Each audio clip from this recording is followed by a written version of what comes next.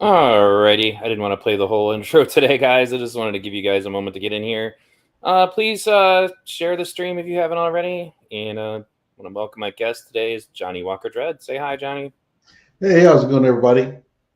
Hello, everybody. We are Yeah. trying to get Hey, am through. I coming in loud and clear? Yeah, you sound fine to me. Good Um, deal.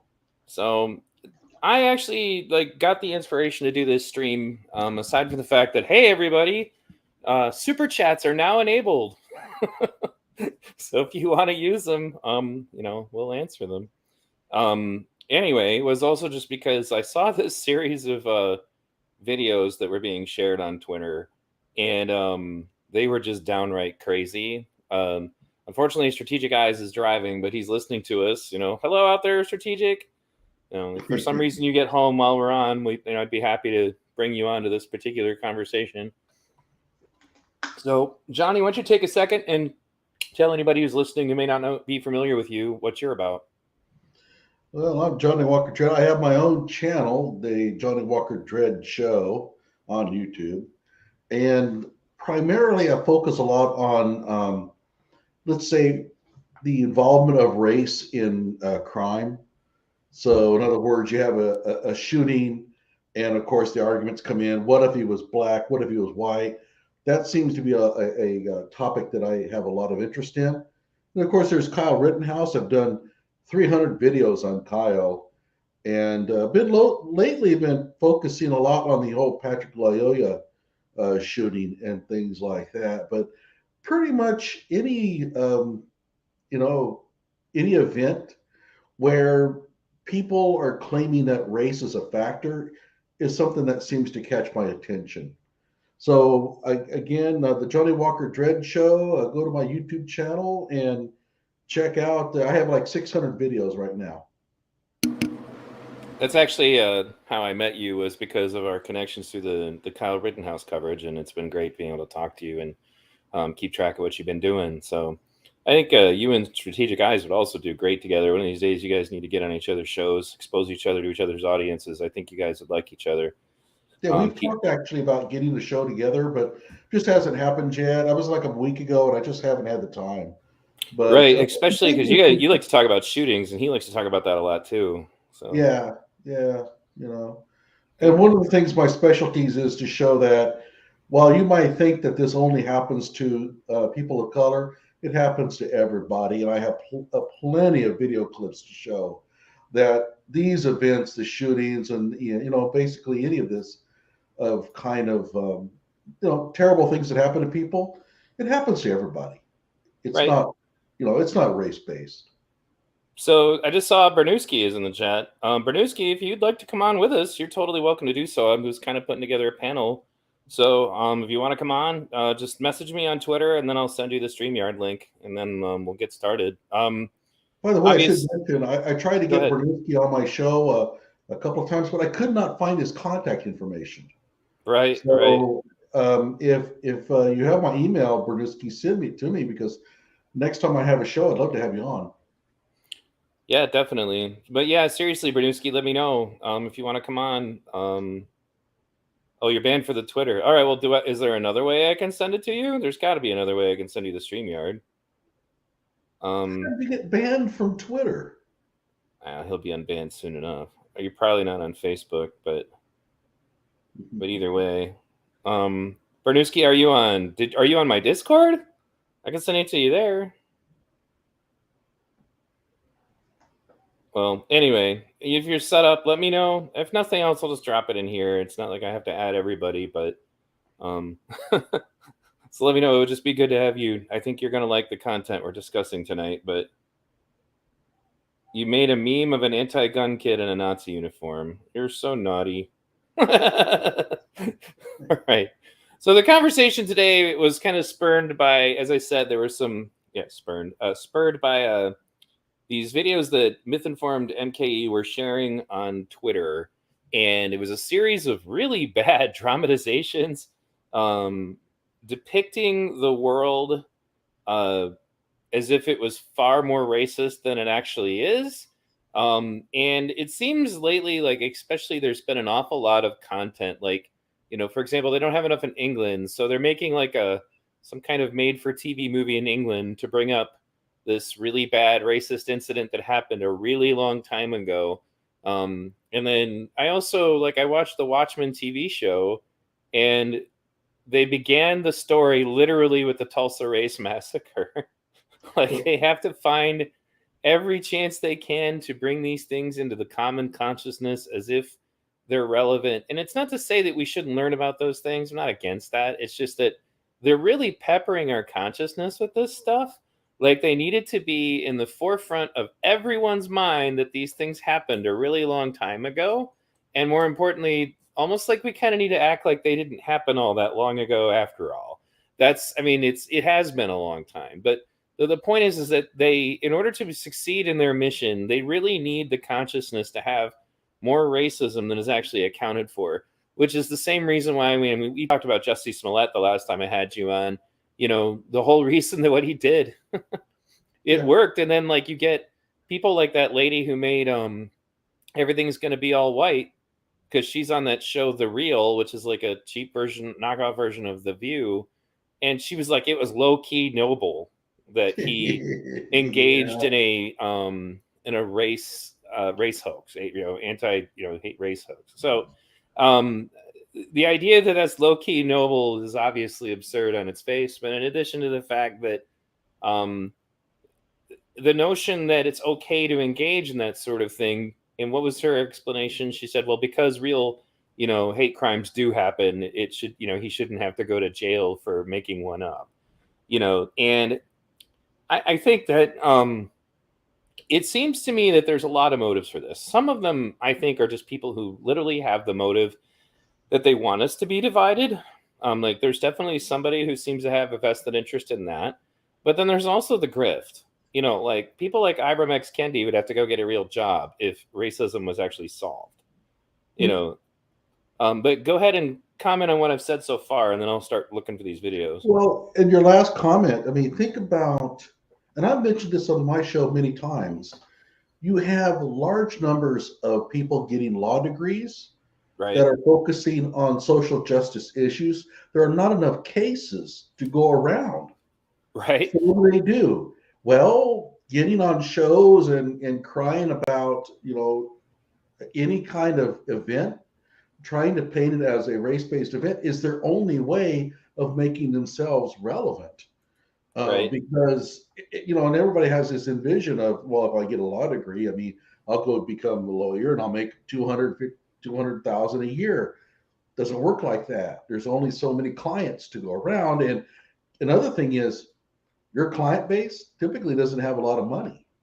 So what are you going to do? If you want to be a social justice lawyer and work and actually go and work for people, you're probably not going to make much. So the big money is what? Stirring the pot and, getting on these shows like Court TV and broadcasting your wisdom. And it's a serious problem. And because so many people want to get Juris Doctorates now, because they want to be the next, fighter for truth and the real, they've had to lower their standards. And now getting a Juris Doctorate is nothing like it used to be. It's almost approaching the educational doctorate in this low rigor. Truly incredible. Some of the people getting these Juris Doctorates are pretty amazingly dim. So I would agree with you, and I think that there's going to be a lot of kids that think that what they're getting into is in some way going to be helping people, and it's really I think they're going to find out that they're going to be really disappointed with what they get, what they run into. But there will be a motive for people that. I'd be worried that they'll start ambulance chasing, more or less, if you get my meaning, that they're going to go look for anybody that they can kind of talk into taking such a case. Strategic Eyes says, even though he literally spit in every real victim of hate crimes' face and made everyone who suffers from a hate crime harder to come forward, because moving forward, they will be viewed skeptically. That's in reference to Jussie Smollett. And also, if you guys haven't checked out the Strategic Eyes show, he's in one of my featured channels here on my channel, and he does fantastic content. So, all right, moving right along, I'm going to go ahead and, unless you had something else, I'm going to go ahead and play these videos. So these videos are just downright weird. But not only is the acting bad, but it's just the depictions here that, like as Myth Informed Mike says, this wins the award for most woke activism. Generation Hope markets these inspiring videos to change makers like the diversity, equity, and inclusion departments. They believe it's still 1840. I originally got this actually from Paul Rossi. He's the math teacher that I brought on who blew the whistle on critical race theory kind of being pumped into the school system he was working in. So let's go ahead and take a look at this madness. Go ahead and make sure this is turned up.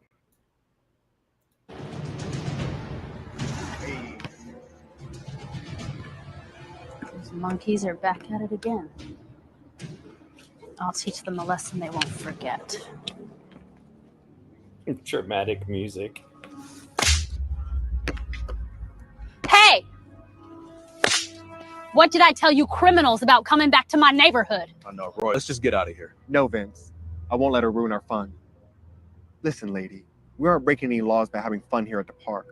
I won't let you intimidate us anymore. Are you talking back to me, boy? I guess you forgot who used to own your kind, and I'm about to remind you of that right now. Ow! Ah, that hurts! Ah, Vince, help! Ah! Don't you touch him or I will knock your teeth out. Roy, hang on. I'll get some help. Oh, look. God. You disabled, crippled piece of trash. No one's coming for you. You're not worth it. You and your kind, you are worthless. Now, it's been what, 180 years since slavery was abolished? And I'm going to give you a lash for every year that God-given right was taken away from me. I don't care. You can try and hurt me, but you won't break my spirit. My mom told me not to be afraid of evil people like you. And where's your mama now, huh? It's just you and me. So let's have a little fun. His mama is right here. Nobody messes with my boy like that, lady. You ought to be ashamed of yourself. Vince, call the cops and tell them that there's a lunatic at the park going around whipping people.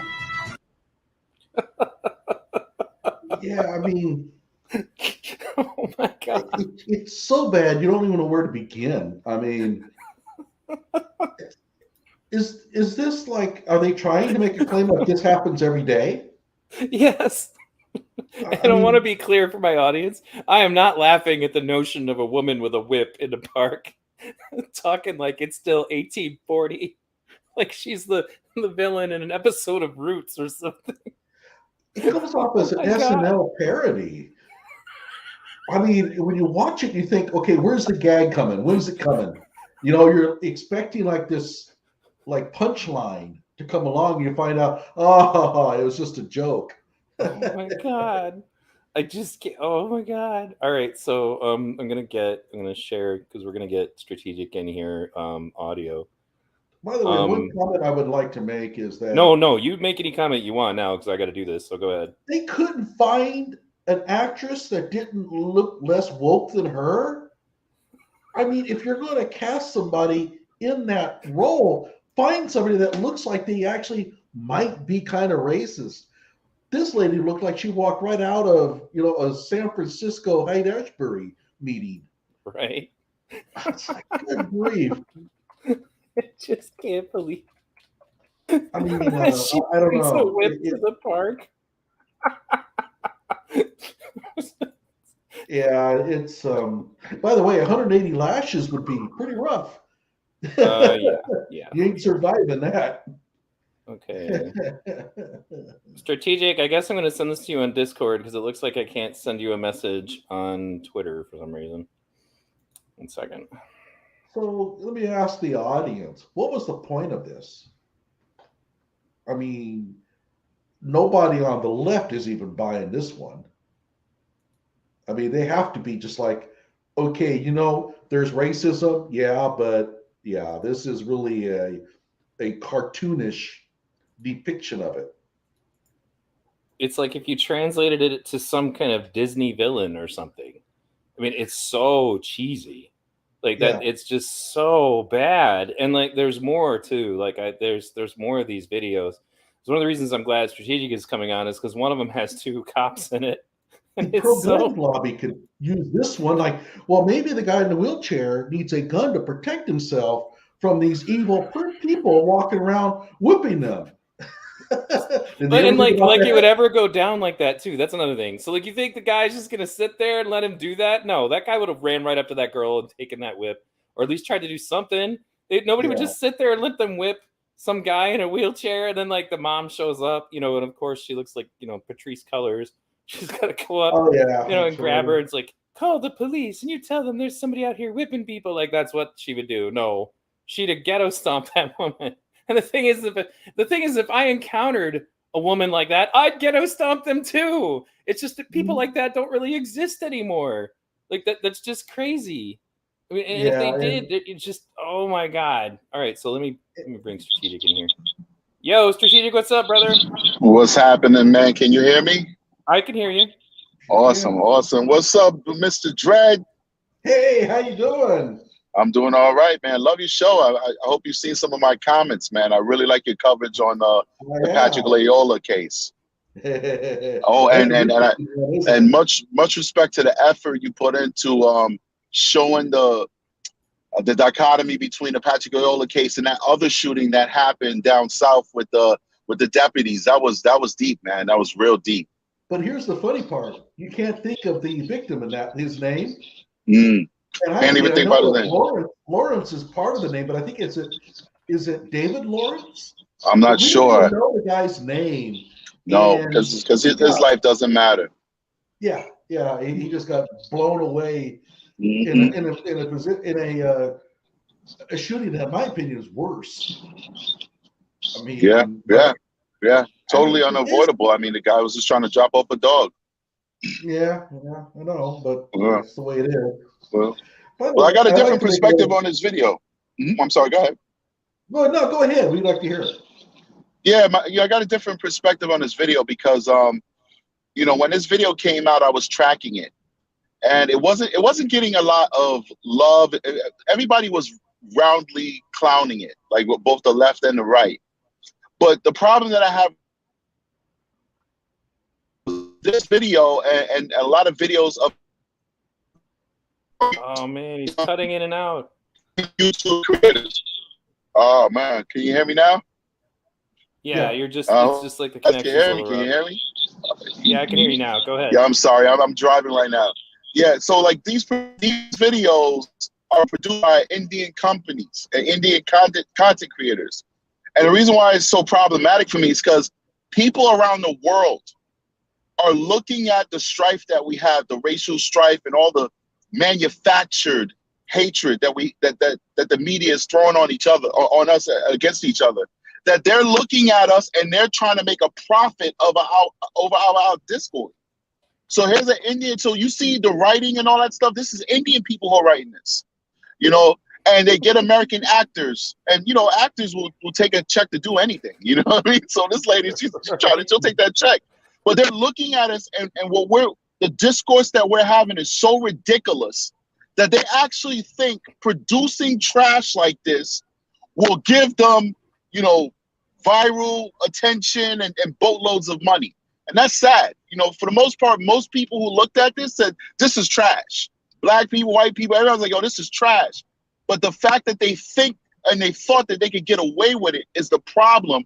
And that's because what we're sending over to them when they watch our news, when they watch our commentary, when they listen to MSNBC, and they listen to people like Joy Reid, they think that this will fly because those people act like this will fly. And that's what's so disgusting about this video to me. Yeah. Go ahead. Go. No, go ahead, Neil. It's first I wanted to say, Perdusky, I sent you the email link. Looks like you're coming up now. By the way, I'm getting kind of an echo. I think somebody needs to mute their mic. It's probably Strategic in his car. There he goes. Okay, hey, Strategic, can you mute for just a moment? Yeah, we got him. And then, all right, good. So Perdusky, you are now live from your porch. How's it going, gentlemen? I just want to apologize in case my mic is too loud. That's always a problem with me in these video streams, so sorry to the audience. You actually sound good. No, you sound fine. I agree, I do sound good. Watching that inspired you to want to come on, huh? Oh, absolutely. I have a bit of a different take from all you guys. In what crazy town, upside down world are two 20-something fit black guys just going to sit there while a 120-pound white woman tries to whip them? Like, that is utterly ridiculous.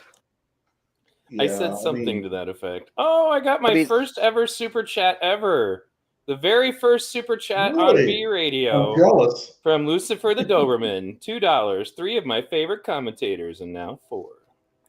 You know what? I should have been like some sort of like SJW actor or something, because if you look at me, I think I'd fit all of their little videos like this.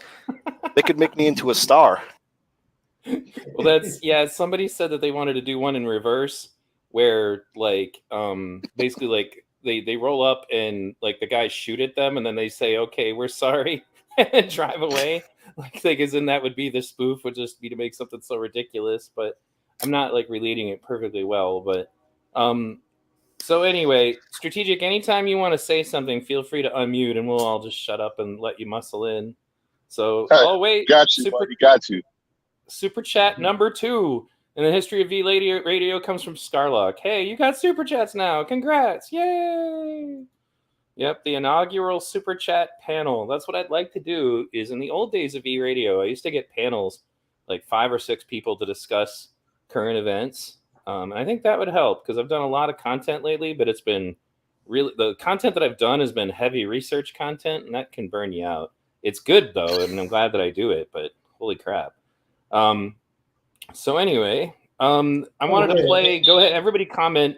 Did you need to say something else, Strategic? I saw you on mute. No, I was going to say that there's a dirty rumor going around that you have super chats now because you sold out to the mainstream media. Is this true? You know, it's funny. I was telling Johnny this before we went on the air. I don't even know how it happened because they monetized me again without me doing anything to make that happen. And then all of a sudden I got super chats. I'm like, all right, I'm not going to fight it. You know, maybe it was that fan mail you sent to Joe Biden. What was that, Johnny? Maybe it was that fan mail you sent to Joe Biden. Well, I haven't sent him any fan mail, but yeah, just no. Be on the lookout for the Washington Post and Taylor Lorenz rummaging through your trash cans. But that's the thing that's messed up. I didn't do anything different. Like and I'm not going to. And if they may take them away again, and if they do, whatever. But you know, it's cool. You know, in the meantime, you know, it gives us an opportunity. You know, I kind of like try to engage with the audience, whether they pay me to or not. But some people literally put super chats in like the description of their shows, and like, hey, come pay me to talk to me. And I do obviously appreciate any support you guys can give me because things are pretty rough right now. I had to pay to repair my car yet again. Thankfully enough, I got out without it costing as much as some of the other stuff. But all right, does anybody have any further comments on the video that we've just watched before I get to the next part? Okay, so I have one. Go ahead. If I'm being RA, the dude in the wheelchair pulls off that little shawl he's got around him, points a gun and says, "Now you just simmer down, lady." And then, of course, you'll have the byline that says, Second Amendment, gun rights are for everyone. You know, there you go. All right, folks.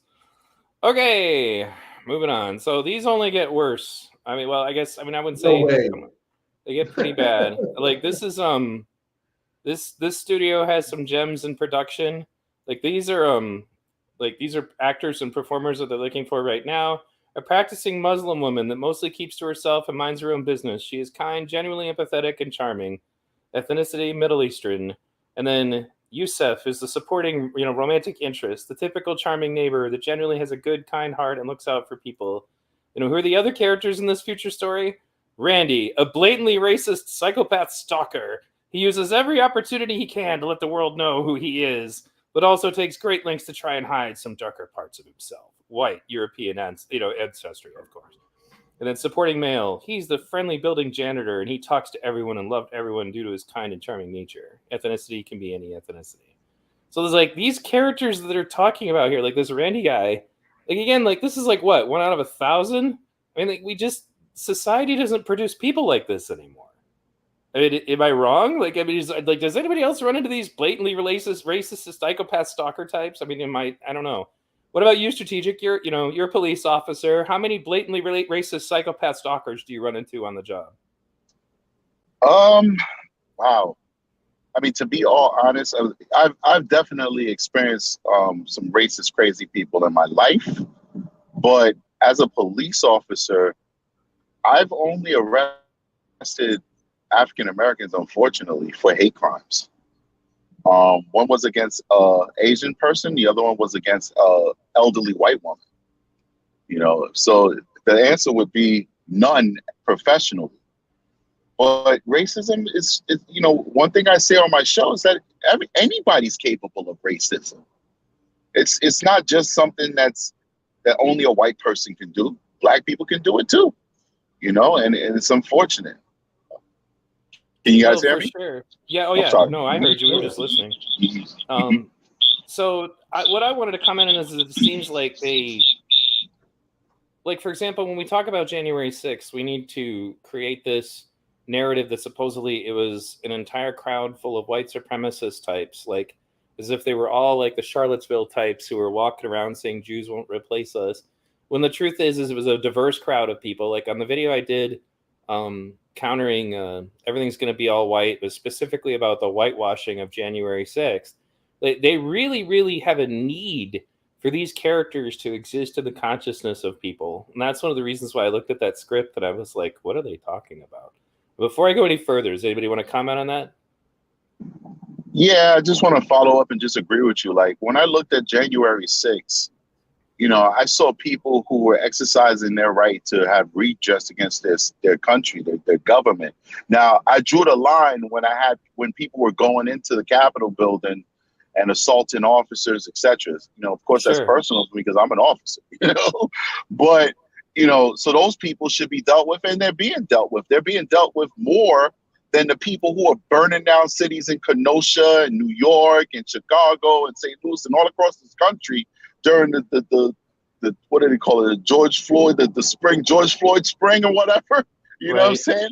But certainly there was nothing wrong with what those folks were doing. The people who are on the lawn saying, hey, I don't believe in this election. You know, it is what it is. And I just found that disgusting that once again, the mainstream media was using it as a tool to divide us. But then we didn't see that same energy when people were out there destroying cities and murdering children. Right. No, exactly. And that was the thing. I don't want to claim, like, for example, for a moment that I think that what was going on January 6th was okay. But it was a diverse crowd. Like there's some video you can watch of some of them. Like there were crowd members. First of all, there was the crowd that protected that cop that they pulled out of the tunnel. And when people tried to hit him, they got in the way. We're like, no, leave him alone. He's a police officer. And then there's another one where they're trying to break into a window, and like the crowd tries to stop them. And just the thing is there wasn't really a unified hive mind going on, and it was a really freaking large group of people. And that's, I think, part of the reason why, you know, in addition to the diversity, my major point was just to say they really need that to have been a white supremacist event, because they've been building up this white supremacist boogeyman. And the truth is like, as I showed in my video, like the Blacks for Trump were present. You know, I mentioned that tunnel fight. There's a moment where a black Trump supporter gets knocked unconscious by the police, and the people near him very carefully take him to safety, you know, away from the police. It's like, if this was a white supremacist crowd, they'd have just stomped on the guy and walked over them to continue to doing whatever they were doing. You know, that's what I'm getting, is that they really needed that event to be something as ridiculous as the video that we just watched. You know, and so let me go ahead and go down the line of the people who haven't talked much. Johnny, do you got anything? No, the January 6th event hasn't really captured much of my interest. Right. So I don't have any real commentary on that. Okay, Perdusky, anything? Well, yeah, I mean, strategic guys, respectfully, I would really disagree with you that, especially as how the media portrayed January 6th versus the protests over that summer. The media really used the January 6th thing. Like, I think they were completely consistent. They used the January 6th thing to, like, you know, smear right wingers, and they used the BLM riots to smear right wingers. So no real inconsistency there. I thought they were remarkably consistent compared to normal. Mm-hmm. I agree with that. Yeah. Well, I don't know if it wasn't clear what I was saying. I'm messing with you. I'm being sarcastic. Oh, okay, sorry. I'm driving, so it's hard to pay attention at the same time. Sorry. No problem. They were consistently awful. Yeah, no, yeah, that would definitely be the case. So, all right, moving along. I'll come down here. This is like the last part of that video. But like, listen to the dialogue here. Vince showed them the video evidence of Mallory whipping Roy. Mallory was I'm arrested. gonna start it over now that I got it turned up. Vince showed them the video evidence of Mallory whipping Roy. Mallory was arrested and sent to jail for her crimes. However, Roy and Vince continued to enjoy playing basketball without anyone bothering them again. It's important to treat everyone with respect and kindness. It's okay to stand up for yourself when someone treats you bad, even if it's scary.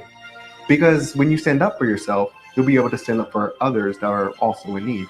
I hope you enjoyed today's lesson on courage. Make sure to share this with your friends and family so they can also learn this message on courage. Like this video and subscribe to the channel to see more videos like this. And remember, here at Generation Hope, we're trying to make the world a better place, one story at a time. Vince showed them the video evidence of Mallory whipping Roy. There we go. Yeah, I was gonna say, can we pause it right there so we can see the height difference between this little 120-pound white woman and the 20-year-old guy who she was allegedly threatening there, or who was afraid of her? She had one of those assault whips. I mean, she could have disabled him with one swipe. Right. I mean, what would it have done? It would have hurt him a little, but it would not have stopped him if he really wanted to stomp her, a new mud hole in her. No, for sure. Ridiculous. And instead, he had no mind to do that. He ran and, of all things, called the police. Somebody pointed that out earlier in the chat. It was like, well, there is definitely something weird about this because, the police showed up and did exactly what needed to be done, and then there was no twist on it. So that part of it is interesting. But so Strategic, have you ever had to respond to any calls of any random white people with whips hitting people at basketball courts, or? Nah, but I will tell you, share with you a story that actually happened to me. I'm all about educating people and just trying to find a nuance in life. So it was very similar to this, and I told the story on my show before. I was like 17 years old, and I've always been. So,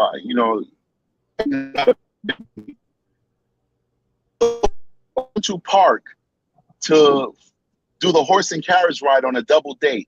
And I went to the guy and I'm like, hey, sir, how much for the horse and carriage ride? And the guy looks at me and says, what do you want, you effing N-word? Get the hell out of my face, you effing N-word. What do you want to do? You want to rob me? You want my jacket, huh? You piece of crap, effing N-word and all that bull crap. And I'll lie to you not. I cried.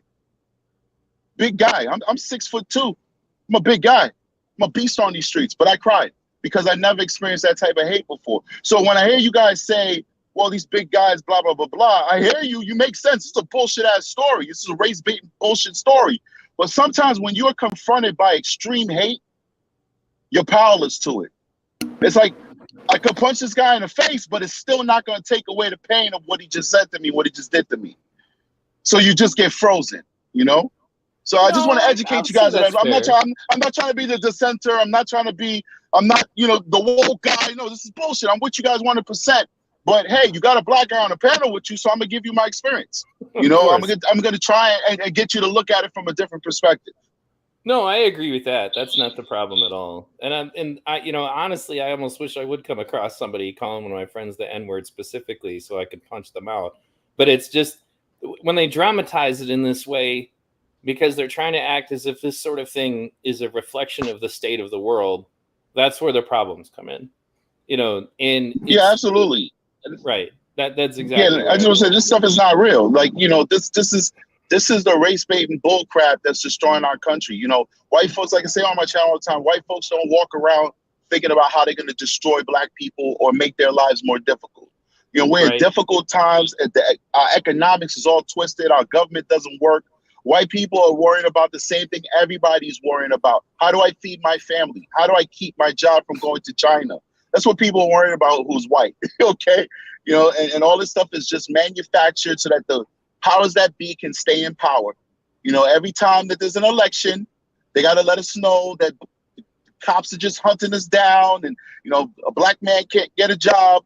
Black man can't come from the hood like me and end up being a landlord and live in a big old house. And my wife just graduated yesterday from nurse practitioner school. And she came from nothing. You could be anything in this fucking country. Excuse me, I cursed on your channel. I'm sorry. No, you can do that. You can do that on my channel. Yeah. Oh, okay.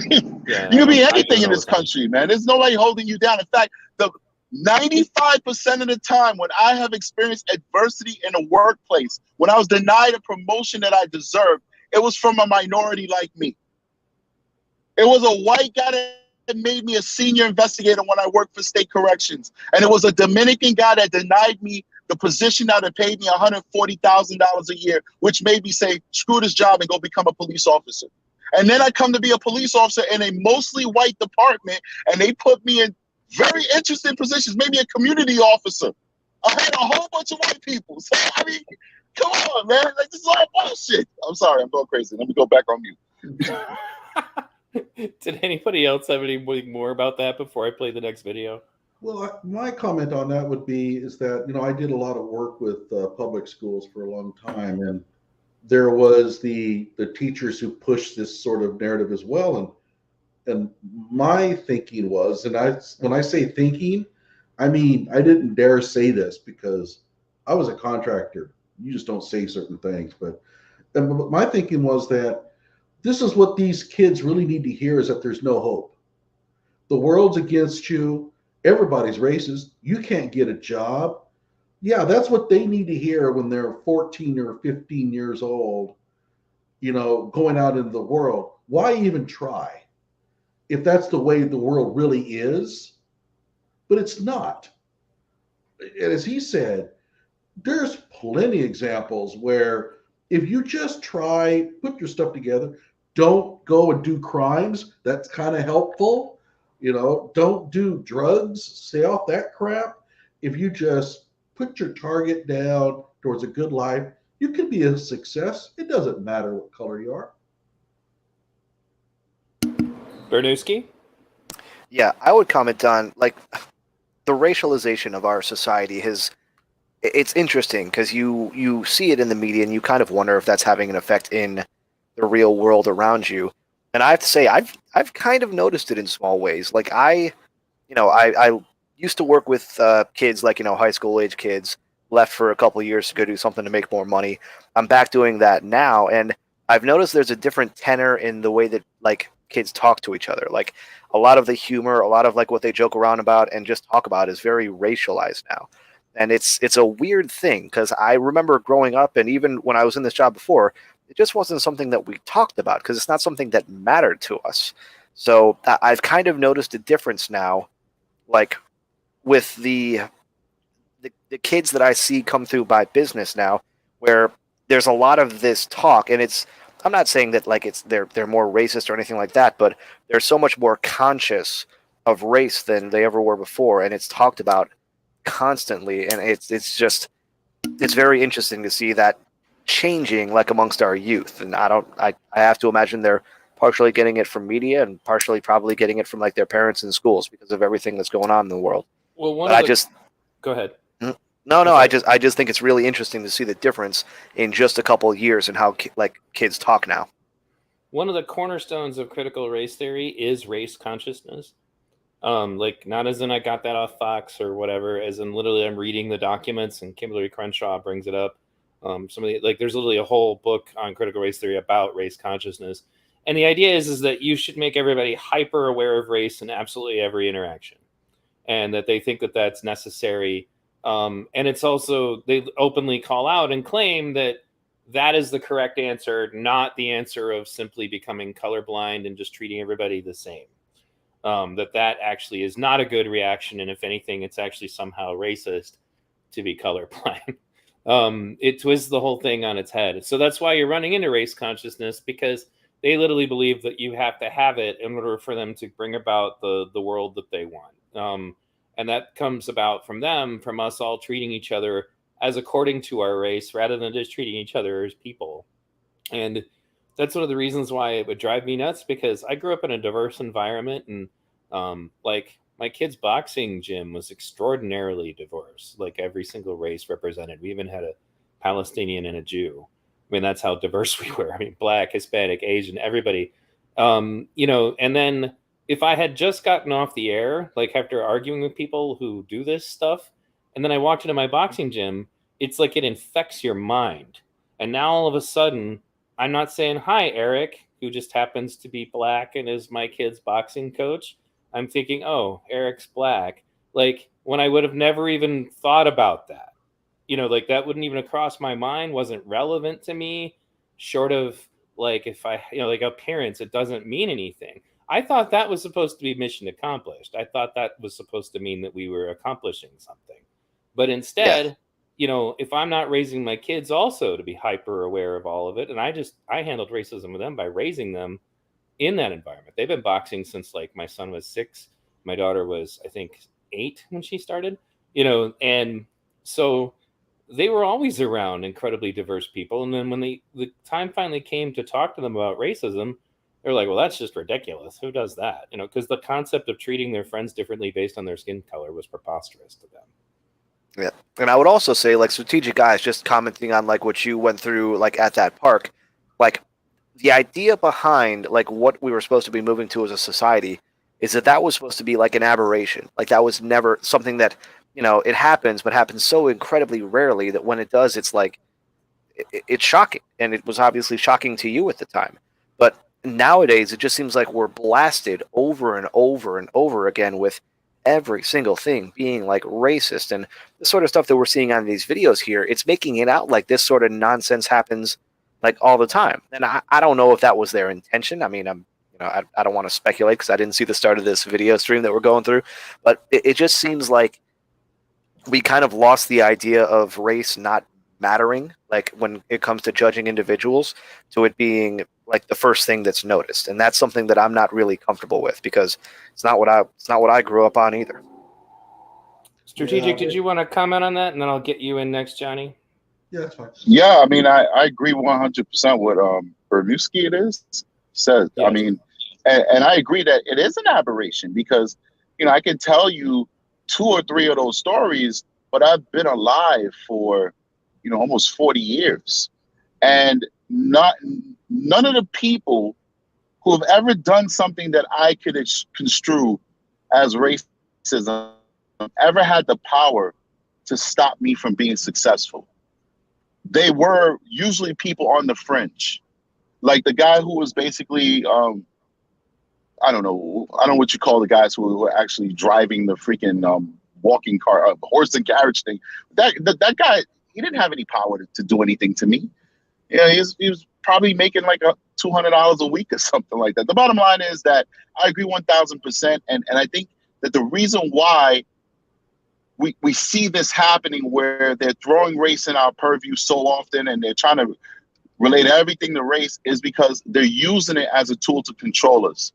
And specifically, they want to demonize the Republican Party, a party that I am not a part of and rarely ever agree with.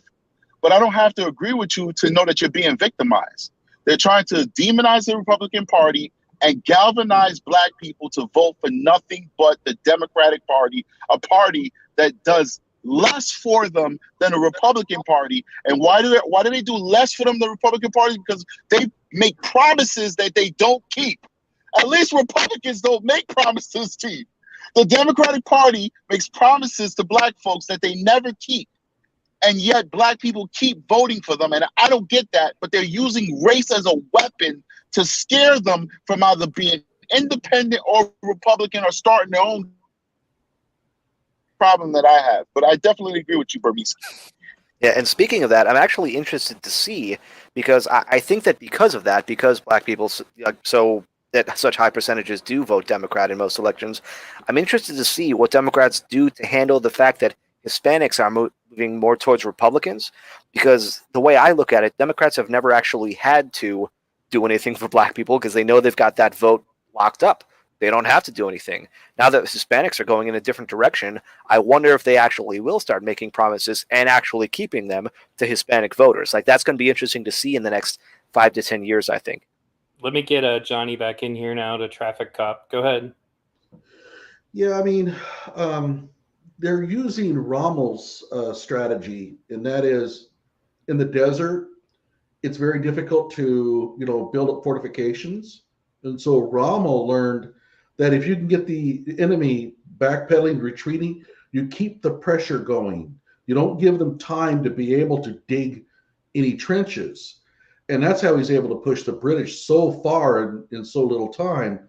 So their strategy is get you on the defensive, As soon as you have to say, well, that's not what I meant, and you know, I'm sorry, did I offend you? You're dead. That's what they want, and that's the reason why they throw the race card out all the time so frequently. It's just to get you to deny it, and now they've got you backpedaling, and now they're on very comfortable ground. Sooner or later, you're going to say how many black friends you have. They'll jump all over that. Sooner or later, you're going to say this. They have all their strategies lined up. And how you defeat that? Well, to be able to say, you know what? Yeah, whatever, man. Well, I feel that is racist. Yeah, whatever. You know, And because if you unfortunately, start going in saying, hey, I didn't mean it that way, forget it.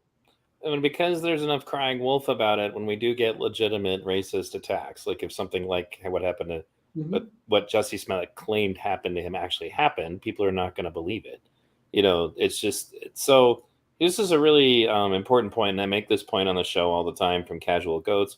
I think it's a lot more about culture rather than race. Pretty often, I have plenty of white and Spanish people in my city that act the same stereotypical way, you know, that they say black people do. And that's actually absolutely 100% correct.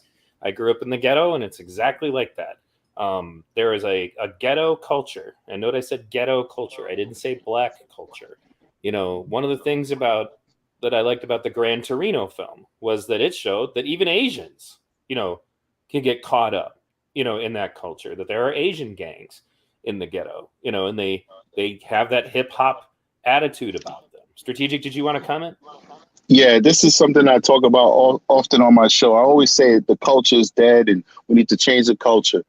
But the reason why I go so hard as an African American, specifically on the African American community, is because, yes, it's all about culture. You take any person, you put them in a certain culture, they're going to usually produce what that culture is producing. You put them in a culture of doctors and lawyers, they're going to probably follow in that vein. You put them in a culture of gangsters and thugs, they're going to probably end up being a gangster and a thug.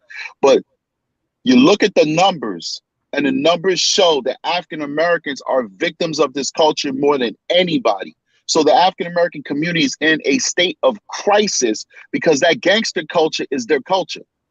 And it's killing black babies, killing black teenagers, and nobody cares unless it's a white cop that's doing the killing, even though that happens probably 1% of the time compared to the other times when it's somebody that looks like me who's doing it. And so that's why I go so hard, because we're in a state of crisis.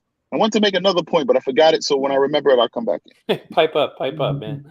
So there was another interesting point here. Somebody pointed out, let me find it real quick. You know, that even the wokest of the woke don't believe that, you know, there are people walking around with bullwhips. You know, like as if they feel that it's almost a joke. That what I have noticed is this. So like, I actually plan on doing a stream about this at some point, but I need to figure out which one of these videos is going to get me nailed and which ones are not. But like, there are a lot of parodies, like things that were parodies, like as in we're being silly, this isn't real, from even 5, 6, 7 years ago, that were meant to be ridiculous, like overblown, exaggerated forms of reality. And now those parodies are becoming more real all the time. And while I don't think we're going to produce an army of white women with bullwhips in parks going after kids for playing basketball, you'd be surprised how much crazy stuff becomes normal. Like there's one guy, I think his name is Neil Kadathar, something like that. He's an Indian guy, and he makes these videos. And one of them is called Modern Education, and it's spelled wrong, you know, and it's set in a classroom, and you know, it's got this dystopian vibe to it. Yeah, and it was a joke. Like, and when you first watch it, you're like, man, that's pretty funny. That's just like a slightly exaggerated version of reality, you know, because it's a math class. And then, you know, like they ask a mathematic question, and then he gives the right answer, and then, you know, they go wrong, you know, and then someone else raises their hand, and they're like, oh, well, it's, you know, it's gender equality. That's the correct answer, you know, like, and then he's like, this has nothing to do with math, you know, like. The point is that sound at the time was just a silly parody that was just on the edge with like little bits of reality. When you go back and watch some of these parodies, they're just not funny anymore. They're not because they're not good entertainment. It's worth watching. There was another one. It was like, you know, imagine a woke therapist, you know, and the woke therapist just attacks this white male the entire time that he's saying, you know, I'm kind of sad about my father dying, and like she's like, don't you understand that, there are so many people without fathers who are people of color? Like, and again, that sounds like it was a parody. But now, what did we end up with? We ended up with a psychologist at Yale telling everybody that she, fantasizes about shooting white men in the head with a revolver. So it's not a parody anymore. Like there's some reality to it.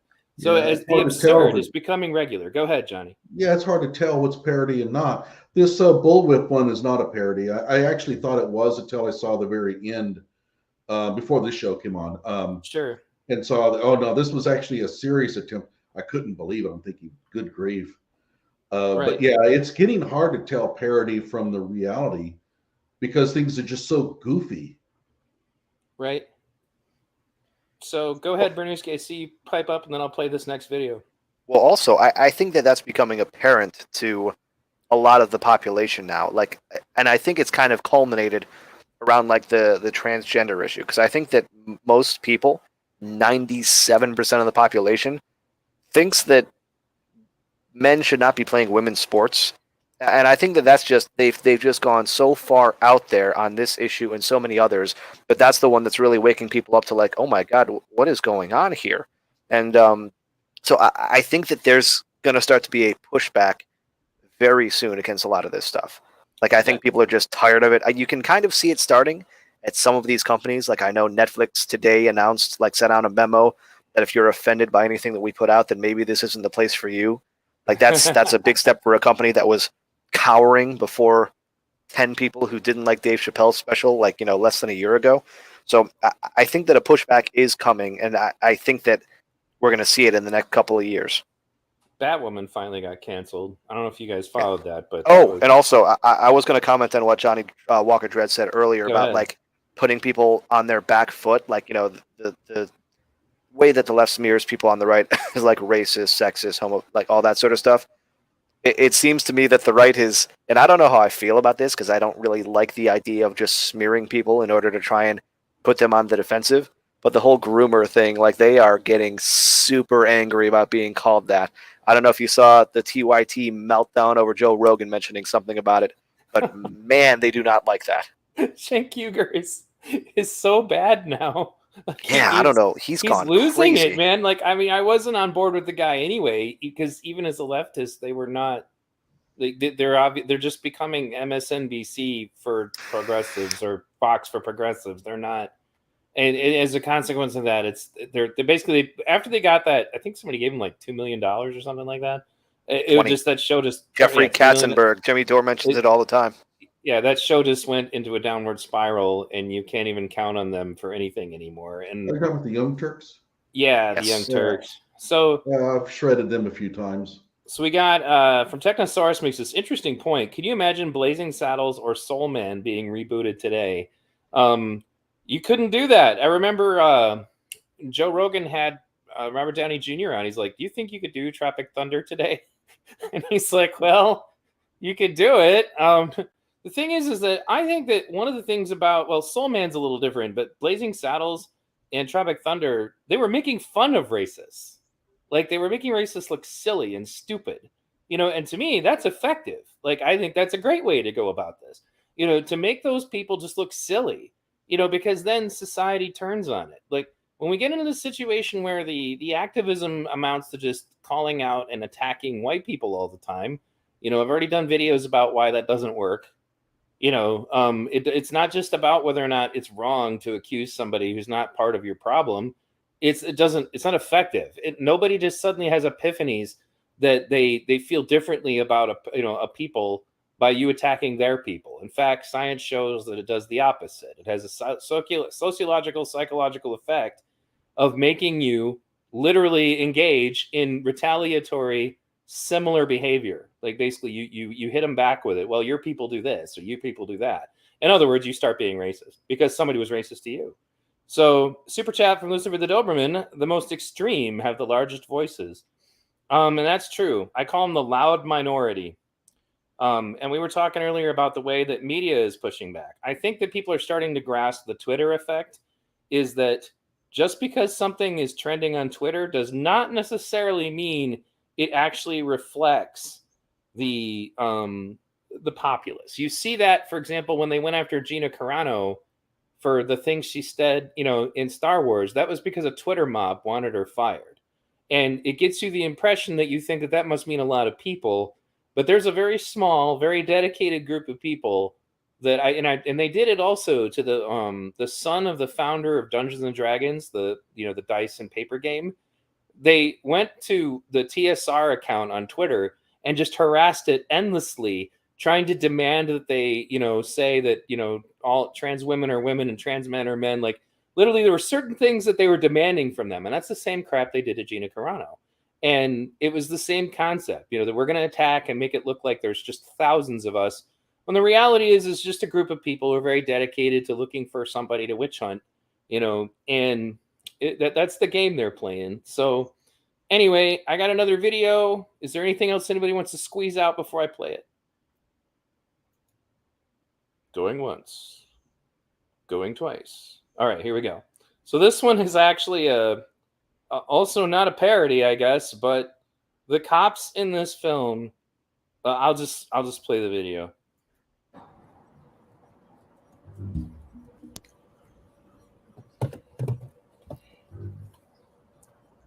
Morning. Good morning, officer. License and registration, please. May I ask why you pulled me over, sir? Yeah, you didn't come to a complete stop at the stop sign back there. Well, actually, I did come to a complete stop at that stop sign. No, you didn't.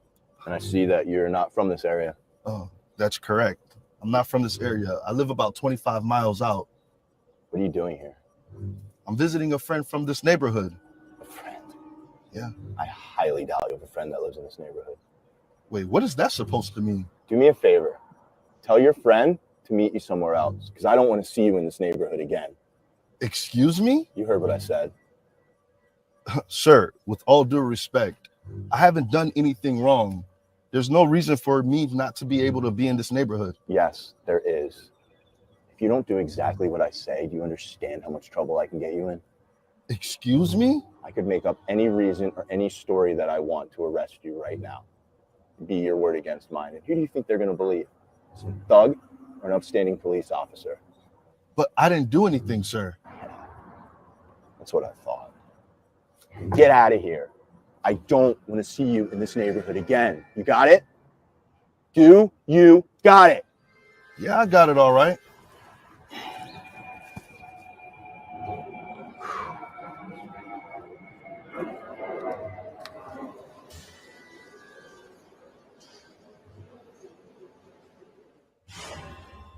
You wanted to see me, Captain? Yeah, Kyle, have a seat.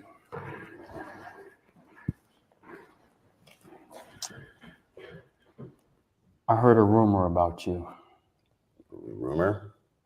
Actually, it's quite a few rumors. I heard that you're a dirty cop. I heard that you've been racially profiling people and harassing them. A lot of rumors, Kyle, the bad kind. I don't know what you're talking about. You remember stopping a man last Saturday by the name of Wade? No, I don't recall. Memory's a bit hazy, huh? Not to my recollection. Black man in his 30s. You stopped him around the Mango Park condo complex driving a silver Hyundai. Okay. Yeah, I pulled him over for running a stop sign. That's him. What about him? Well, you stopped him for no valid reason. Again, Captain, with all due respect, that's not true. I stopped him for running a stop sign, and I didn't even give him a ticket, so I don't really see what the problem is. Well, the problem is that you stopped him for no valid reason, and then you threatened him if you saw him in the neighborhood again. Do you remember that? No, I don't remember that, sir. How convenient. If you don't do exactly what I say, do you understand how much trouble I can get you in? Excuse me? I could make up any reason or any story that I want to arrest you right now. Be your word against mine. And who do you think they're going to believe? Some thug or an upstanding police officer? Where did you get this? Who gave it to you? Where do you think I got it? come down here and file a complaint? No, not exactly.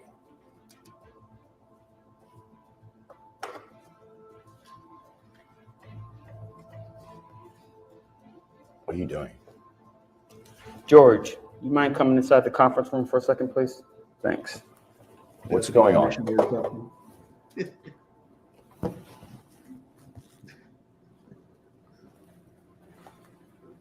What is he doing here?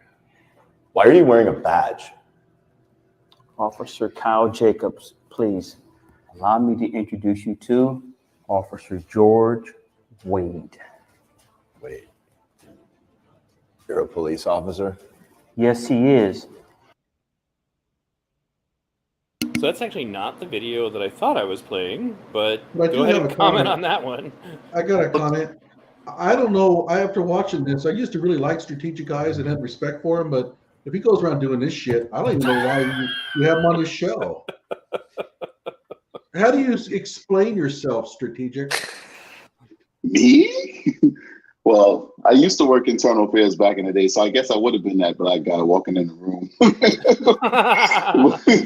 But not anymore. Those days are behind me.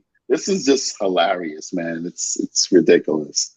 The But I was editing is surprised so that they missed the bad. opportunity to have him as the deputy commissioner. He was just a police officer. I mean, come on, go for broke. Not just that, but they copied it from Rambo. Oh yeah, he just wanted something to eat. Yeah. Driving through the other side of town, get lost, or I'll arrest you. That's what. ready to That was make just your from Rambo. Oh shoot! You know what? He's right. That is from Rambo. The first Rambo movie is so underrated, tragically, because it was actually a very powerful story, just about how bad it was for Vietnam vets when they got home.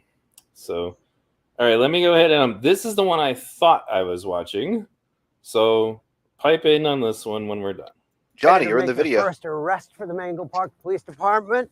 How do you know we're going to arrest him? We haven't even talked to him yet. Oh, come on, Mark. You heard the radio call. The suspect's black. Loitering. What more do you need to know? I don't know. Maybe he's innocent. Well, whatever. All right, Mark.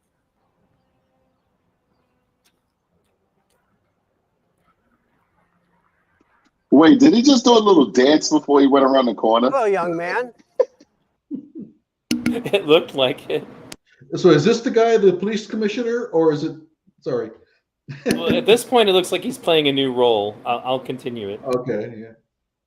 Hey, officers. We got a complaint about someone fitting your description loitering around here. Oh, really? No complaints around here. I'm just waiting on my friend. Do you have any ID on you? Yeah, sure. So tell me, Mr. James Washington, what are you doing here today? Well, officer, me and my friend are going to a game and I'm just waiting for him to pick me up. Well, I highly doubt today that you'll be seeing a game. Wait, what do you mean? You heard what I said. Officer, I didn't do anything wrong. I'm just waiting for my friend. See that sign over there? Can you read it? Loitering? Really, officer? Mark, you got your handcuffs out? Yes, sir. What? Please handcuff this man. Wait, what are you doing? Stay still. Get down on one knee. Get down. Get down. Down. All the way down. All the way down. Don't make this any harder on yourself, boy. Get up. Go get that rope over there.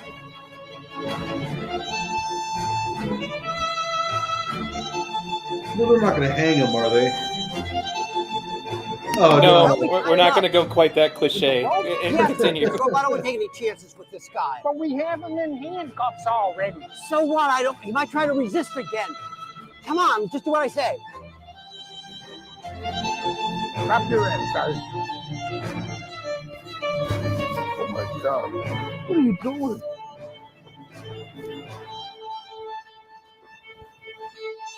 All right, we got him, sir. We're heading back to the station. Come on. Come on, boy. Oh my God, this is so bad.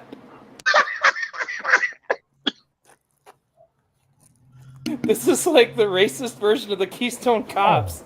Hell no.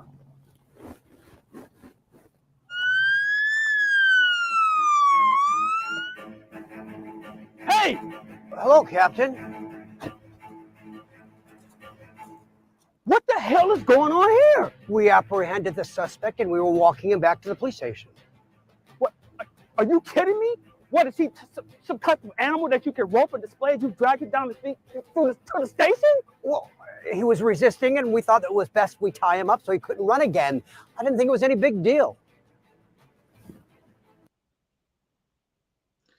Yeah, it's a parody of the well, not a parody, but it's that Texas deal. The two cops on horseback. Does anybody know about it? And they tie him up by like, what do they do? Like 30 laps around his waist or something. Yeah. And then they lead him along. At least they didn't hang him. Okay, so. So strategic, since you're the expert, I mean, your whole channel is about addressing police brutality. Did you have any comments on their techniques? Okay, well, so let me explain the background of this one. Okay. About 3 years ago, two police officers on horseback arrested a black male. I don't recall what the actual charge was. And they were on horseback, though. They unfortunately would put themselves in a really bad spot. They didn't know how to bring the suspect in because they're on horseback. They can't dismount. And so what they did was they just led him down to the police station, which was like a block away. Very bad optics. Obviously, what they did here was to take that to ridiculous levels. But that's what that's the actual event they're trying to play off of. And even the hats, you notice the cowboy hats? That's reminiscent of the actual event that took place.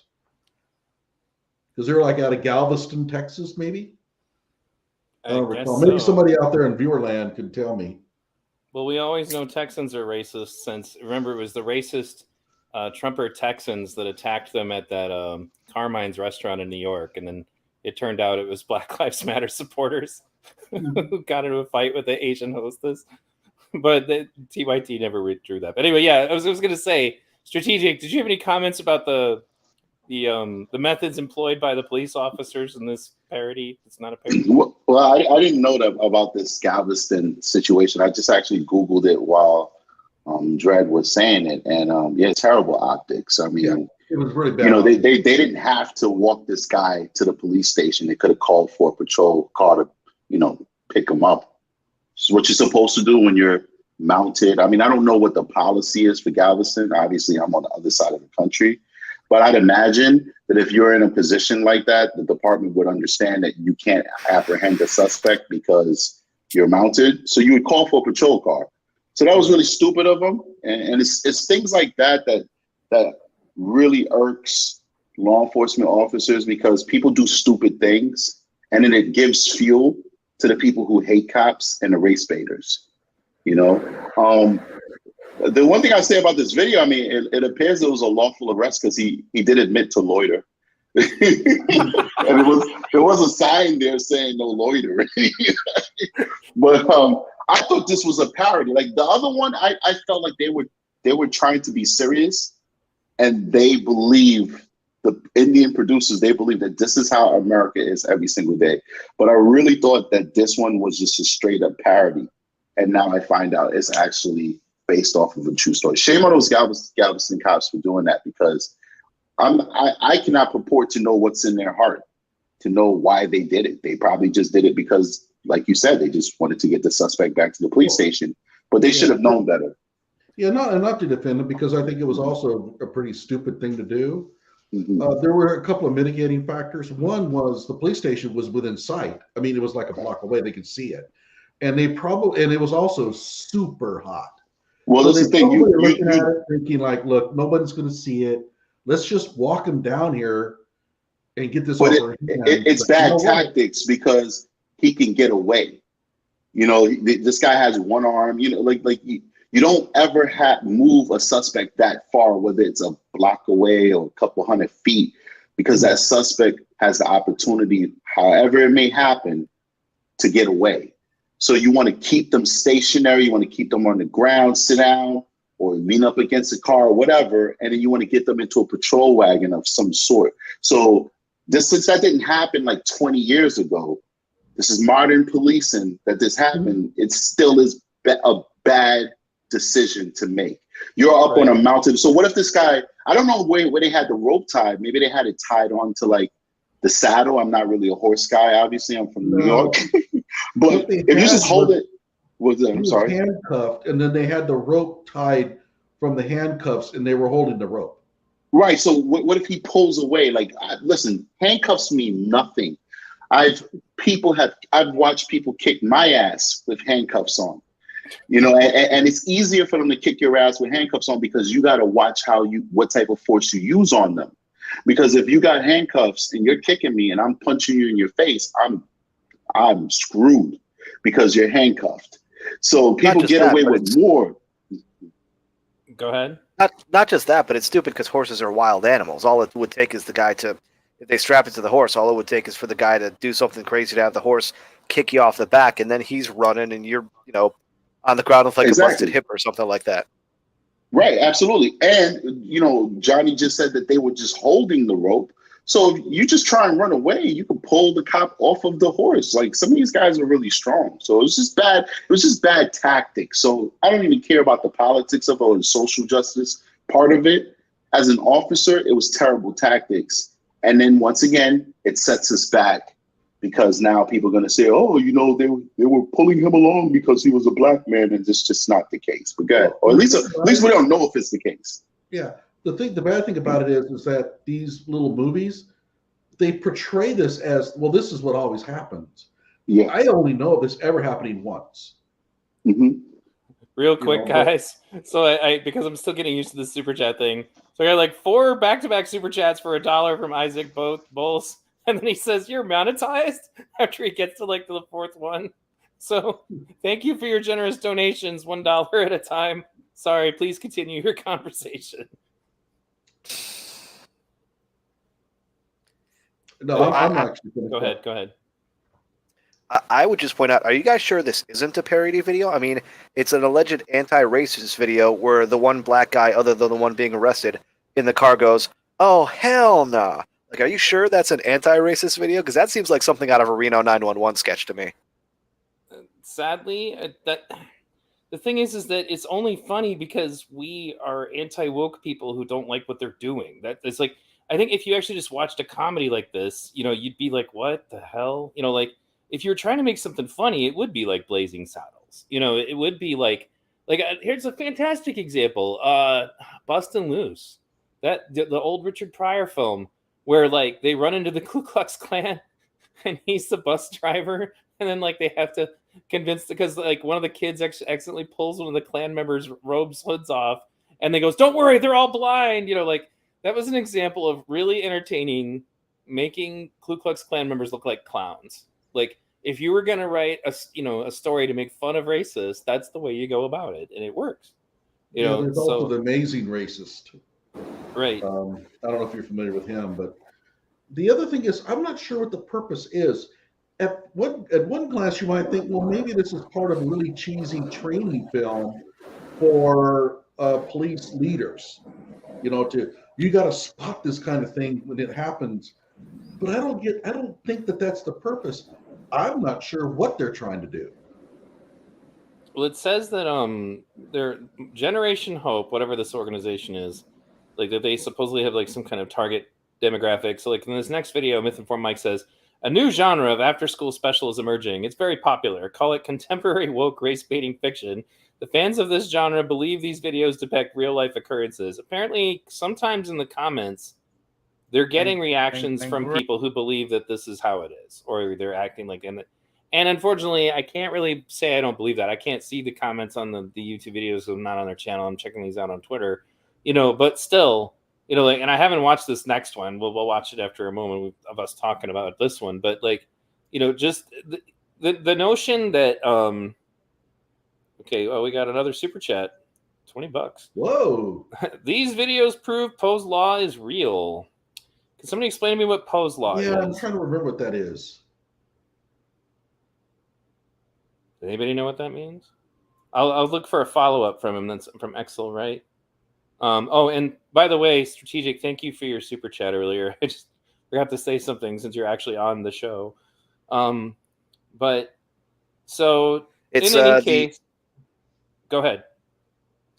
Poe's Law is an internet meme that any parody can be basically mistaken for an ideology at its extreme. Okay, That's that basically makes Poe's perfect Law. sense. By the way, I would also like to say that whatever they're paying these actors is too much. Right? Yeah, It's they're like they're reading terrible. cue cards. Oh, this is horrible. It reminds me of like a middle school play. Yeah, You know, exactly. where like they don't. I mean, it's like they're trying, but they don't really get it. You know, and it's unfortunate because, you know, again, when they say that this is race baiting, that's the problem. Is that there are unfortunately people that are going to watch stuff like this, and it's going to galvanize them in that direction. You know, Johnny, you're too hard on yourself. You were okay as slightly racist cop number 2. You're too hard on yourself. You did all right. Slightly racist. I ain't that old. What do you mean we're going to arrest him? We don't even know him yet. What do you mean? He's black. Of course we're going to arrest him. I'm like, oh my God. Like, but that's unfortunately, that's the other thing. All parodies aside, they tell everybody that that's what cops do. Like that they just drive around looking for random black people. That is the impression that they give everybody. And, you know, that's one of the reasons why I tell everybody tune into Strategic Eyes as often as you can to get the real truth about what goes on with policing. You know, and you'll see, as you saw today, he'll push back if he doesn't agree with something. He's not just 100% on any one direction. That's why I like him. He's a free thinker, and he's a good, clear thinker, and he's encouraging thinking on his channel. So if you haven't already, make sure you guys go subscribe. But, you know, following up here, Excel Wright says, Poe's Law is an adage of internet culture, stating that without a clear indicator of the author's intent, every parody of extreme views can be mistaken, which just goes on with what Perdusky said. So, you know, thanks for your super chat, man. I appreciate it. That's the second $20 super chat I've ever had in my life. Yay! So I haven't seen this next one yet. Strategic, haven't heard from you. Did you have anything else you wanted to say before I pipe on to the next one? No, I'm good. Thanks for the shout out. I'm just, I just got home, so I'm multitasking. Sure. And yeah, I'll definitely chime in when I have something worthwhile to say. Thanks, man. No problem. Technosaurus says this is why the Babylon Bee gets fact checked. I couldn't help by myself. the way, considering fact checking, I have a video on my channel that came out this past week on fact checking itself and how it's become just a tool. No, I don't disagree. I've been hit with 2 misinformation strikes over the course of my time on YouTube, and it was crazy because they were both for things that I said during really long streams. You know, so they couldn't exactly identify, you know, what the bad stuff was, but they took me off the air for a week for that stuff. So, Well, to be honest, fact checking has always been kind of the misadministration of it has been kind of a problem since the start. Like PolitiFact, which is the largest known fact checker, is run by the Tampa Bay Times. The Tampa Bay Times is a newspaper in Florida that has endorsed a Democrat for president in every single election since 1900. So they're not exactly some neutral arbiter, and they're the ones who run PolitiFact. So it's always been kind of like okay, who's fact checking the fact checkers type of thing. So Isaac Bowles says he found me through Good Logic. Thanks for the super chat again. And yes, Good Logic show is another one that's fantastic. He was kind enough to bring me on his show to talk about the Zeminski trial because my video was one of the ones that kind of brought to the attention of the local officials that, yeah, by the way, there's this guy named Joshua Zeminski. You might want to arrest him, you know, because he fired the first shot. So it was great for him to bring me on. I got a lot of great viewers from that channel. You guys should check him out. He's been covering the Amber Heard trial a lot. He covered the Ghislaine Maxwell trial. Does a lot of good stuff like that. And sometimes he just does good general commentary on just world events and talks about Jewish culture a lot. I've learned a lot of interesting things from him from that. So, and then somebody just brought up Snopes.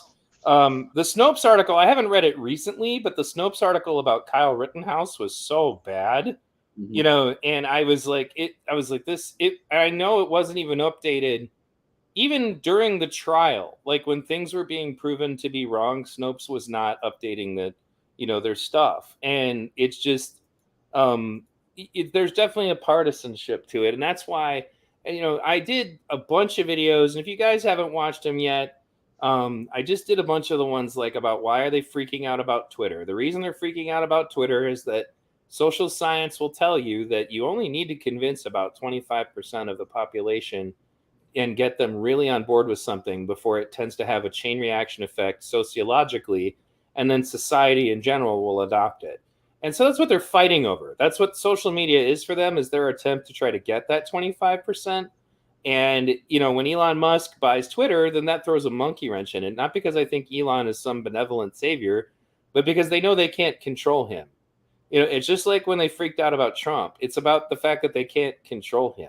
Like, I'm not a Trump guy. I've told everybody who listens to my channel that too, but it's the truth though. That's what made them nervous. They can't control Elon, and they can't control Trump, and they also can't control what Elon is going to do with Twitter. And then I'm going to do a video specifically about this, but Glenn Greenwald brought up that there was a letter from the PSYOP community. Basically, they were former CIA guys, just basically the espionage community wrote a letter saying you can't break up big tech, social media because it's too important to national security. And if you guys watch my video about why are they panicking about Twitter, I bring up a couple of old articles, even reported again. This is not Alex Jones tinfoil hattery. This is literally was on NBC News, or I think it was ABC News, that the military was commissioning people to write software for the purpose of creating, mass armies of, fake identities to sway public opinion. So this is a real thing that our government was engaged in, and they've admitted that they do it. They say, just don't worry, we don't use that on American citizens. We only use that on, people from foreign countries. Like, we're supposed to believe that. Another super chat from the SC crew. Hello, thank you very much. Great to have you guys. By the way, I brought my family with me, guys. They're gonna make me rich. Go ahead, Johnny. The Snopes thing on Kyle Rittenhouse, I have a video on that where I disclose the little tricks that they use to basically make themselves like true, but still get the whole anti-Kyle message going. It's you can't trust PolitiFact, Snopes, any of them.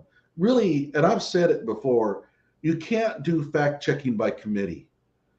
There's just no way. The political subjectivity is going to creep in. Right. And that's why I tell people, and that's why I do a whole series called Do You Think for Yourself, to try to teach my audience specifically, these are the things that happen to all people, some of which can be manipulated, some of which are just things that are operating in your psyche that you may not be aware of. I stick very carefully, for example, to psychological phenomenon that can be reproduced, like the Milgram experiment, as an example, the Asch conformity experiment. There is good social and psychological science out there, pre-wokeness, where you can get these, experiments that you can reproduce. Then I also do multiple shows about censorship, one of which, ironically, got censored. So if you want to see the full version of it, you'll have to go to my BitChute, Odyssey, or my Rumble channel.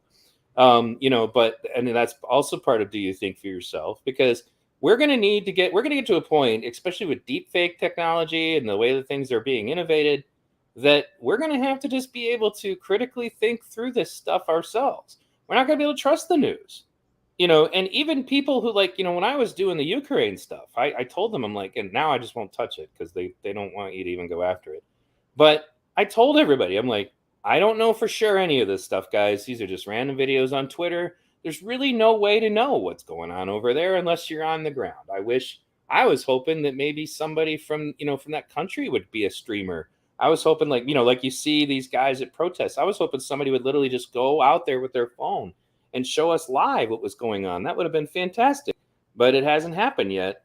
And I don't know if it will. I know Sean Penn's over there, but I don't want to get too much into that topic and get myself whacked. But the point is that, we don't know, and unfortunately a lot of things going forward are going to be like that.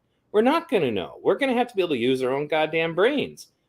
That's really, one of my mentors is Jacques Fresco. He's the progenitor of the Venus Project. He was like 103 years old when he finally passed away. And he said, really, the only way to protect yourself from fascism is critical thinking. You got to be able to think critically. And when you think about it, Orwell in 1984 openly, not actually wasn't 1984, it was in his own personal writings, pointed out that if you get to a point that society is trying to eliminate objective truth, that's when you know an authoritarian movement is trying to take control of your country. And that's where we're at. We don't know what the truth is, and we're trying. So we're going to have to get to a point, guys, where you are cultivating self-defense for the mind. If you haven't watched my Do You Think for Yourself series, you can find it on a playlist on my channel. I implore you, please check this stuff out, especially since I don't know how long I'm going to be here. I have health issues. They still haven't finished my cancer screening yet because I guess my colon is too long. Never heard that before. But watch that series, because for me, that's one of the reasons I don't focus too much on right versus left on this channel. I think we have bigger problems, and those bigger problems of thinking versus not. So before we go on, I want to give everybody the opportunity, since I just blah for quite a bit there, to comment on anything I just said. Perdusky, you haven't said anything for a while. Yeah, it's very funny what you were just talking about, because I watch your series all the time on Do You Think for Yourself? And I like to think that I do. Like, I like to think that I don't fall for a lot of the things that the media puts out, like especially with the whole Ukraine thing. I've been super skeptical of everything reported from the start. And because of that, like the simple act of just waiting for the facts to come out, I haven't really gotten too much wrong on that when discussing it with people. I didn't fall for any of the hoaxes like the Snake Island thing or the Ghost of Kiev or anything like that. But it's just amazing how even when I am so aware of how dishonest the media is, I still fall for a lot of their crap sometimes. Like a great example of this is, did you remember recently it was reported that a Tennessee law was trying to legalize child marriage or something like that? No. So it was reported, I'm sure it was on like the Young Turks or something like that, because it was in the context of the Florida Parental Rights and Education Act, which the Republicans were calling the anti-groomer bill and Democrats were calling the Don't Say Gay bill. And they basically made the point of, like, Republicans are trying to legalize, child marriage in Tennessee. They don't believe this stuff. And I thought to myself right away, I was like, God damn it, they would be stupid enough to screw something like this up. But the reality of the situation was I fell for it again, because the actual law had nothing to do with that. It was a law about legalizing, well, not legalizing, I don't know if that's the right term, but basically creating a legal framework for common law marriage in Tennessee. So it had nothing to do with child marriage. It just didn't specifically say that for the common law marriage law that they were passing, the children weren't involved. So they said that this law could legalize child marriage. And I fell for that crap. And I immediately, like, because I was, talking to some family members about it. I was like, yeah, this stupid stuff is ridiculous. And then I started reading about it. I was like, God damn it, I fell for their stupid crap again. I can't believe I keep doing this. So yeah, it's, you got to think for yourself, guys. You got to look into everything before you go out and just repeat the bogus talking points that you see on TV from all sides, because they're all pushing an agenda.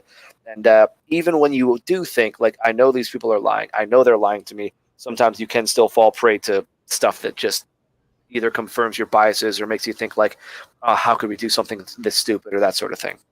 So real quickly, I'm seeing proof of human cloning because there's multiple strategic eyes. Let me see if this is the one. Strategic, is that you? Yeah, that's me. Sorry. Okay, good. No, it's no problem. It's just you were echoing a little bit. So if we're good, we're good. You can stay on. Okay, go ahead, Johnny. You were trying to talk. Yeah, Common Cure, by the way, who's put in some cash for you there in the super chat. Yeah, I'm going to pull him up in a second. I was making sure you were. Well, I was going to remark ahead. on this, and as a follow-up to what Perdusky just said, most of what we think we know, what happened with Zimmerman, we really don't. And the reason why we think we know it is because we've been told it many, many times by various sources. Could be friends, it could be the mainstream media, it might be on social media. The truth of it is, none of us were there.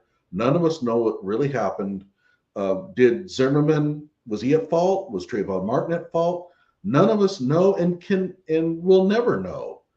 And the truth of it is that most of what we think we know about Zimmerman is actually false. And it was the same thing with Kyle Rittenhouse, right? A lot of the things that people still doggedly insist are facts associated with the case never happened.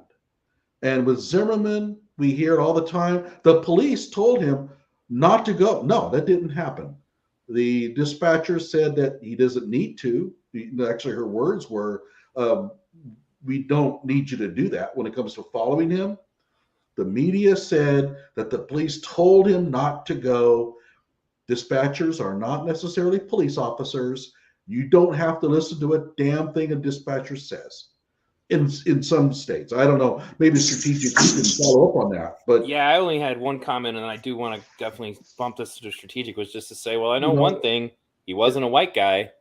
Yeah, that's the other. Well, now keep in mind, whether he was white or not depends on which side of the gun he's on. Okay, and he's doing the shooting. Therefore, even though he's Hispanic, he's white Hispanic. If he was the shootee, guess what? But there's just for example, the whole idea that he yelled out an expletive was covered very thoroughly on my show. I went through it, and guess what? Pretty much everybody agrees now that he did not say a racial expletive on the phone. But guess what? 9 out of 10 people will tell you that he did, because they were told he did. Right. So I would suggest, I'm not saying that Zimmerman was innocent or guilty. None of us have enough knowledge to know for sure. And I'll say this, none of us have enough knowledge to be able to convict him. So thanks again for Common Cure for your super chat. Strategic, you there? Do you want to comment on this one? I've never heard anything on Zimmerman. I think I wholeheartedly disagree with Mr. Dredd on this one. First of all, I don't see any dichotomy between or similarities or anything like that between Rittenhouse and Zimmerman. I think it was very clear for anybody who watched even a smidgen of the evidence in the Rittenhouse case that Kyle Rittenhouse was innocent, period. You just look at the video, the raw video that came out right away, you could tell that this young man was defending himself. Zimmerman is a different animal. I believe that there was enough evidence to convict this gentleman. I'm not saying that Zimmerman is racist. I don't know that. I can't see in somebody's heart. I say that all the time. We call people racist, and just because we think that racism motivated them in doing what they did, I don't have any evidence of that. What I do have evidence of is what came out in the trial, that number one, no, the dispatcher didn't say, don't follow him, that's a direct order. But I think most logical human beings, when they're told, we don't need you to do that, would take, maybe I shouldn't do that. But what we do know is that this young man was not committing any crimes. He had every reason to be in the area.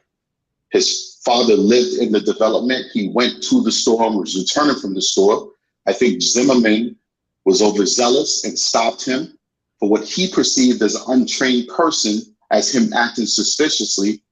And this is where I defer with people on this case, is that I put myself in the shoes of this young man. Some stranger's coming up to you and they're aggressive, asking you questions. What are you going to do?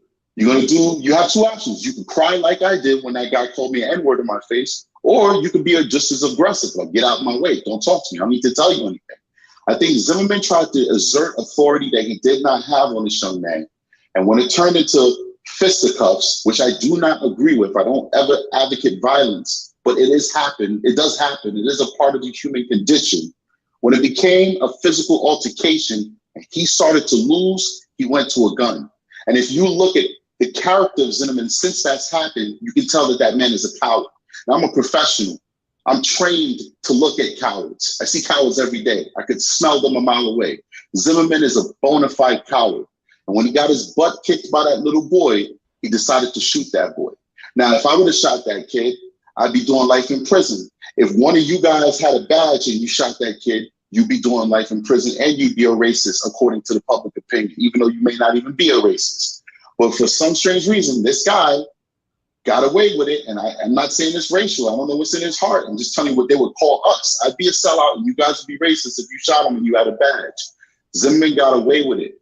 But there's no reason why he should have stopped that child. And I'm a big anti-vigilante guy. You want to enforce things, you should have gone to the police academy, took the training, took the oath, and go out there and serve your community. If you don't have those qualifications, you should not be out there enforcing the law. I'm a big proponent of that. And this is what happens when you have wannabe cowards, a guy who tried to be in a police department a million times and they didn't want him. And then now You're on the phone with 911, calling the cops on somebody who's not doing nothing wrong. Zimmerman never articulated this kid doing anything wrong. Never. It's looking suspicious. What? We don't need you to do that. That's cop talk for, I know a dispatcher's not a cop, but we all talk that way. That's cop talk for mind your business. That's a nice way of saying mind your business without you getting some civilian review complaint that you was discourteous or something like that. Yeah, we don't really need you to do that. Instead of, dude, mind your effing business and don't go after this guy. There's no excuse to shoot a young boy that age unless you can articulate that you faced deadly physical force or grave bodily injury. But, they had that castle doctrine, standing ground stuff down there, and he was able to get away with it. Okay, well, first of all, just as a rebuttal there was no stand your ground here. That was never invoked. They read the stand your ground to the jury, but that's normal practice. In all your self-defense, they read that part of the statute, but it was not a stand your ground case because Zimmerman wasn't claiming he was standing his ground. The other one is that if you listen to the actual phone, the recording, when they told him you don't need to do that, he walked back to his car. I don't know of any evidence that there was a confrontation between the two where they stood off against each other. I'm wondering, and you know what? I could be off, but I have a feeling that the evidence that you have that you formulated to get an idea of what happened, I don't think it's there. I don't think that there's enough information to be able to formulate. I think you're filling in a lot of blanks there. So I would suggest that probably needs to be revisited. But I think that the recording of the phone call by Zimmerman, when he's on it, when I listened to it, it sounded to me like once he was told, well, you don't need to do that, Zimmerman headed back to his vehicle. So, I'm kind of in between the two of you on this situation, but if it's okay with you guys, it's kind of an older topic. Yeah, I'd like to move on. Yeah, I'd like to continue what we're doing. I kind of agree with both of you. I agree with Strategic Eyes that it's nothing like the Rittenhouse case because that one was just so open and shut, like completely obvious. But I'd like to move on if that's okay with you guys. I'm not saying that Zimmerman was. Before we move on, I have a new name. I am the stranger. Yes. I like it. I'm rebuilding my whole channel. No, I love it. No, that's even better than Strategic Eyes, the stranger. I love it. I was thinking Stranger Things and Strategic Eyes. My bad. So we got a fun shout out here. Rakita Law is about to stream, but it's more about Amber Heard nonsense. So I think I'll stay here.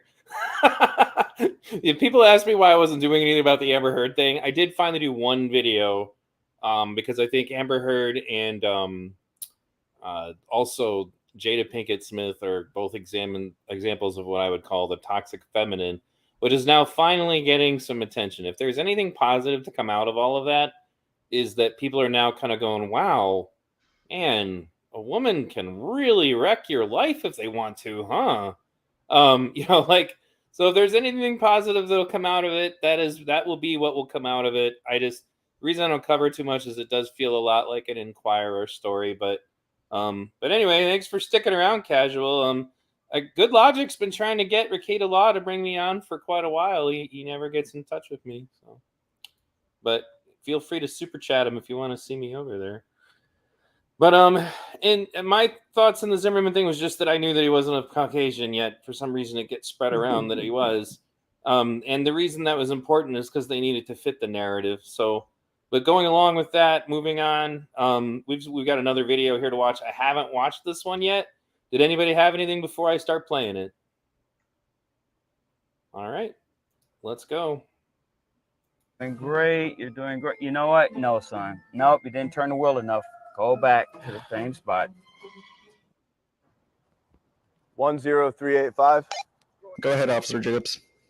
Suspect has been located. I'm going to question them now. 10-4. Use caution, Officer Jacobs. Copy that.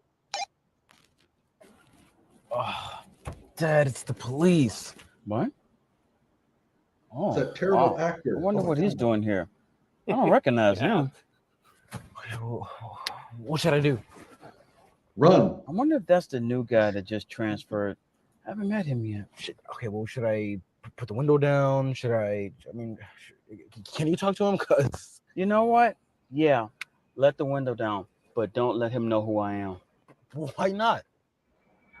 I just want to see how he reacts. This could be interesting. Dad, please, can you just... Son. Can we pause that real quick? Yeah, 1 second.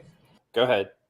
Strategic guys, has anyone ever, like, do you think that would ever be a reasonable situation where a dad is in his son with the car practicing driving and he told the cop not to tell him who I am? So I assume that the father is probably like the law enforcement or supervisor of law enforcement. Is that correct? That's what it sounds like. We haven't watched this one yet. Right. So I mean, typically we don't play those type of games. I mean, I obviously this is some parody bull crap, but you identify yourself and you keep it moving. I don't want to find out if somebody's some crazy cop, you racist cop. Yo, I'm on the job, man. Leave me alone. I'm out of here. Pretty much it. But no, that's never happened to me. I gotta tell you though, like, listen, when you patrol urban environments, the way that these folks are acting is not how they typically act. What do you want? What are you pulling me over for? People are not yes sir, no sir. People are really mean.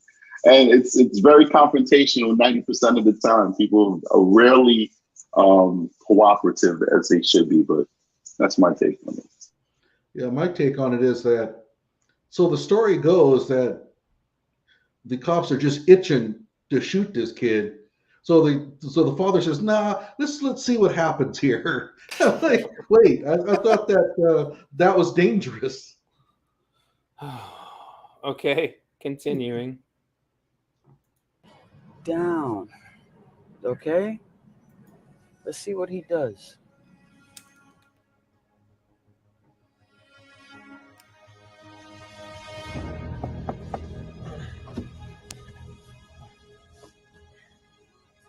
Hello, gentlemen. What are you doing in this neighborhood? Hello, officer. My dad's just teaching me how to drive. So. Teaching you how to drive, huh? Yep.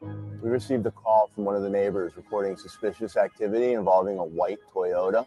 Said you guys were casing the place out. Well, we weren't scoping the place out. Like I said, my dad is just teaching me how to drive. So. Why is he teaching you to drive in this nice neighborhood? Well, actually, he would live right around the corner. Oh, you live here? Yeah, of course. Well, then you can show me some ID. Well, about that. Like I said, I'm just learning how to drive, so I don't have an ID. What about him? Does he have an ID? I'm sorry. I don't have my ID on me. I must have left it at home. Of course you don't. I'm going to need you both to get out of the vehicle. Let's go. Move. Okay. Can we pause it again? Today, you, there, you. There you go. Strategic guys, in a situation where neither of the people that you're asking has your ID, what is the next step in that case? Yeah, so when I was watching, I was thinking the same thing, but I didn't want to stop the flow of the video. Yeah, so basically, the writers of this bullcrap video are actually articulating every single. They're basically validating the officer's actions because, first of all, you're not supposed to learn how to drive without a permit, so that's illegal right there. Number two, the father doesn't have an ID either, so at that point, at the very least, I have, probable cause to at least detain you and determine who you are because you are committing a VTL. We could even tow the car. I need to now know, is the car registered? Am I going to ask for them to get out the car? Probably not at this moment if they're cooperating, but certainly a summons could be issued to both drivers for what they're doing right now. So a crime is being committed at the moment. So they're trying to make it look like these guys are doing nothing wrong, but they're actually committing a crime. And it's also just a situation of, just like with that officer who was trying to get that guy's ID earlier. Like, if somebody's being squirrely about their ID, I mean, you're the cop, but that doesn't send like messages of, okay, this isn't evidence of a crime, but like that's, I mean, it doesn't justify what this cop is doing, but it kind of like, I know, like, for example, when I deal with the police, I've always been very forthcoming with any information they want, and you can watch the cop visibly calm down, and like he's like, okay, this will be fine. This kid doesn't get in any trouble, you know. But if they're being not forthcoming with their evidence, like that's one of the things that I say to people who are like, well, he was just pulling him over and then he shot him, and I'm like, yeah, but he doesn't know if this guy has done anything else. It doesn't, you know, it's like he didn't get shot for getting out of the car. He got shot because he tried to run and then he fought him. You know, and at that point, the cop has got to assume, well, you're fighting me. You must be really not wanting to go to jail, and you could be dangerous. Those are the thoughts that pop into someone's head. I mean, I'm going a little further there, but go ahead and rebut to that, and then I'll continue playing. Let me jump in there real quick. A lot of it is body language and how you present yourself, because people do forget licenses. It happens a lot, and then you can look the person up and see that they have a valid license. Like, I'll give you an example. There's a lot of law enforcement in the area by where I work and where I live. It's like cop land. If you're white, black, Latino, Asian, whatever, and you have a concealed carry firearm in a holster, we'd never stop you, because thugs never wear holsters. So if you are a thug, gangster, murderer, and you buy a nice holster and you have your gun in there and the butt peeks out, we're going to assume you're a cop. Right. So it's like, it's all how you present yourself. So if I stop you and I'm like, hey, you know, do you have your ID? Like, I didn't have my ID the other day. I left it in my command because I was so tired. I literally left my wallet, left documents, everything, debit card, everything, credit cards. And I got pulled over, and he's like, I'm like, yeah, I'm on the job. He's like, you got your ID? And I was like, oh, shoot, I left it. And, you know, I kind of was like, all right, no worries, because my body language wasn't like, what are you stopping me for? I'm just kind of like, yeah, you know, sort of confidence. And then I was able to identify myself in a way that we do that I'm not going to talk about on the show. And so he's like, all right, cool, no problem. And then he's like, you know, of course, the courtesy came like, hey, I'll drive behind you, because I was falling asleep. And put his lights on and keep me up. But the bottom line is, you know, it's all in body language. And if you look at a lot of these videos, and I'm going to point this out too, and I hate to have to say this, but I think sometimes you have to remind people, because we're bombarded with all these negative stories, especially about race. The people that typically are involved in these negative interactions are the worst of the worst. It's rarely ever hardworking minority people. It's most often criminals. Most often criminals. And they're usually the ones that are going to do like Patrick Layola and fight you and resist and all this extra stuff. And like everything that Dredd covered in the Layola case, which he's documenting very, very well. I'm enjoying watching his videos about this Layola case. Is exactly what bad guys do. And it's the exact opposite of what normal people do. And that's why we don't see this stuff happening every single day. You literally have to act the part to be treated the part, if that makes any sense to you guys. And that's what concerns me about all this rhetoric, is that now people are resisting arrest over anything. Like they're fighting, like, because they're being taught that that's what they should do. It's literally encouraging people to do the exact thing that leads to this. That's what doing that here. Go ahead. They're doing that here. I mean, let's not go ahead and cooperate. I want to see what happens. Yeah, you probably shouldn't do that. And you notice when he told the officer, I'm talking about the father, that I don't have my ID with me, he said it almost in a mocking tone. I don't know if that's just bad acting or if it was meant to be that way. But if he really did have his ID, maybe it's a good idea to go ahead and give it to the officer. You don't need to be doing this crap. But I think they're almost training people that let's do this kind of stuff. See what happens if you just refuse to give the officer your ID. Just not a smart thing to do. Did you hear anything, Perdusky, before we go forward, since you haven't spoken for a bit? No, I mean, I'm the one who got us to stop the video. I agree with what you guys are saying, so I'm good. Okay, no, we're good. And yeah, that's something I've been kind of coming to the conclusion about for a while. Is just to say that we're unfortunately literally encouraging the behavior that causes this problem. Like, it just became clear to me once. Part of it is that I used to work at a 24-hour gas station in my early 20s, and a lot of police officers would come in because there's nothing going on in our neighborhood, and they're bored. So I just sat and had conversations with them, and it became abundantly clear if something bad is about to happen, they don't have very long to figure that out. It's in like less than a second sometimes that the situation goes from this is a standard traffic stop or whatever to now I'm being shot at.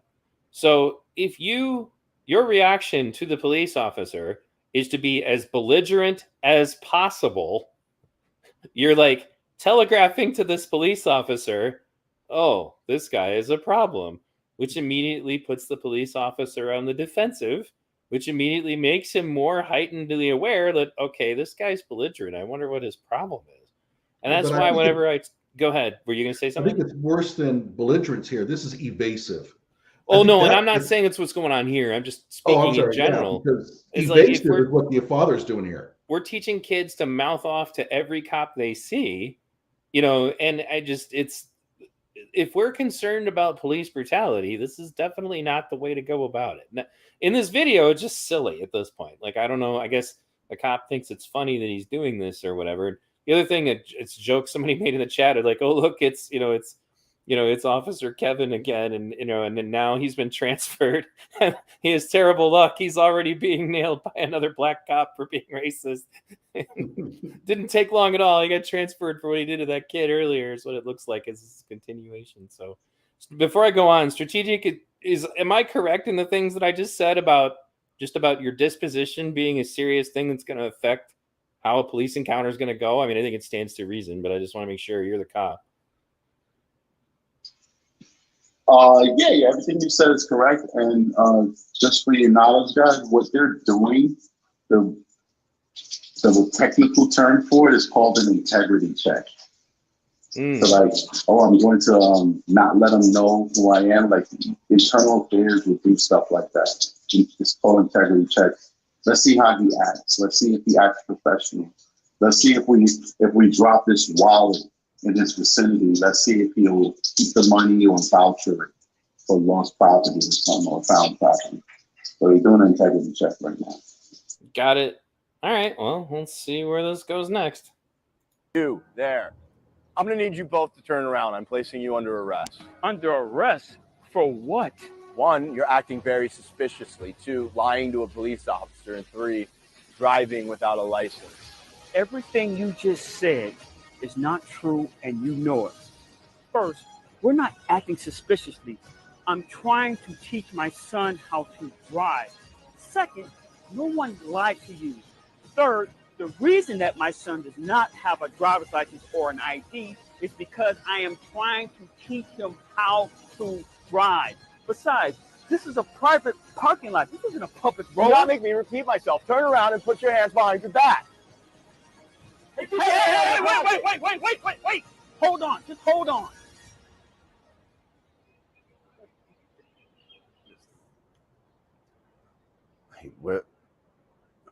Where did you get this?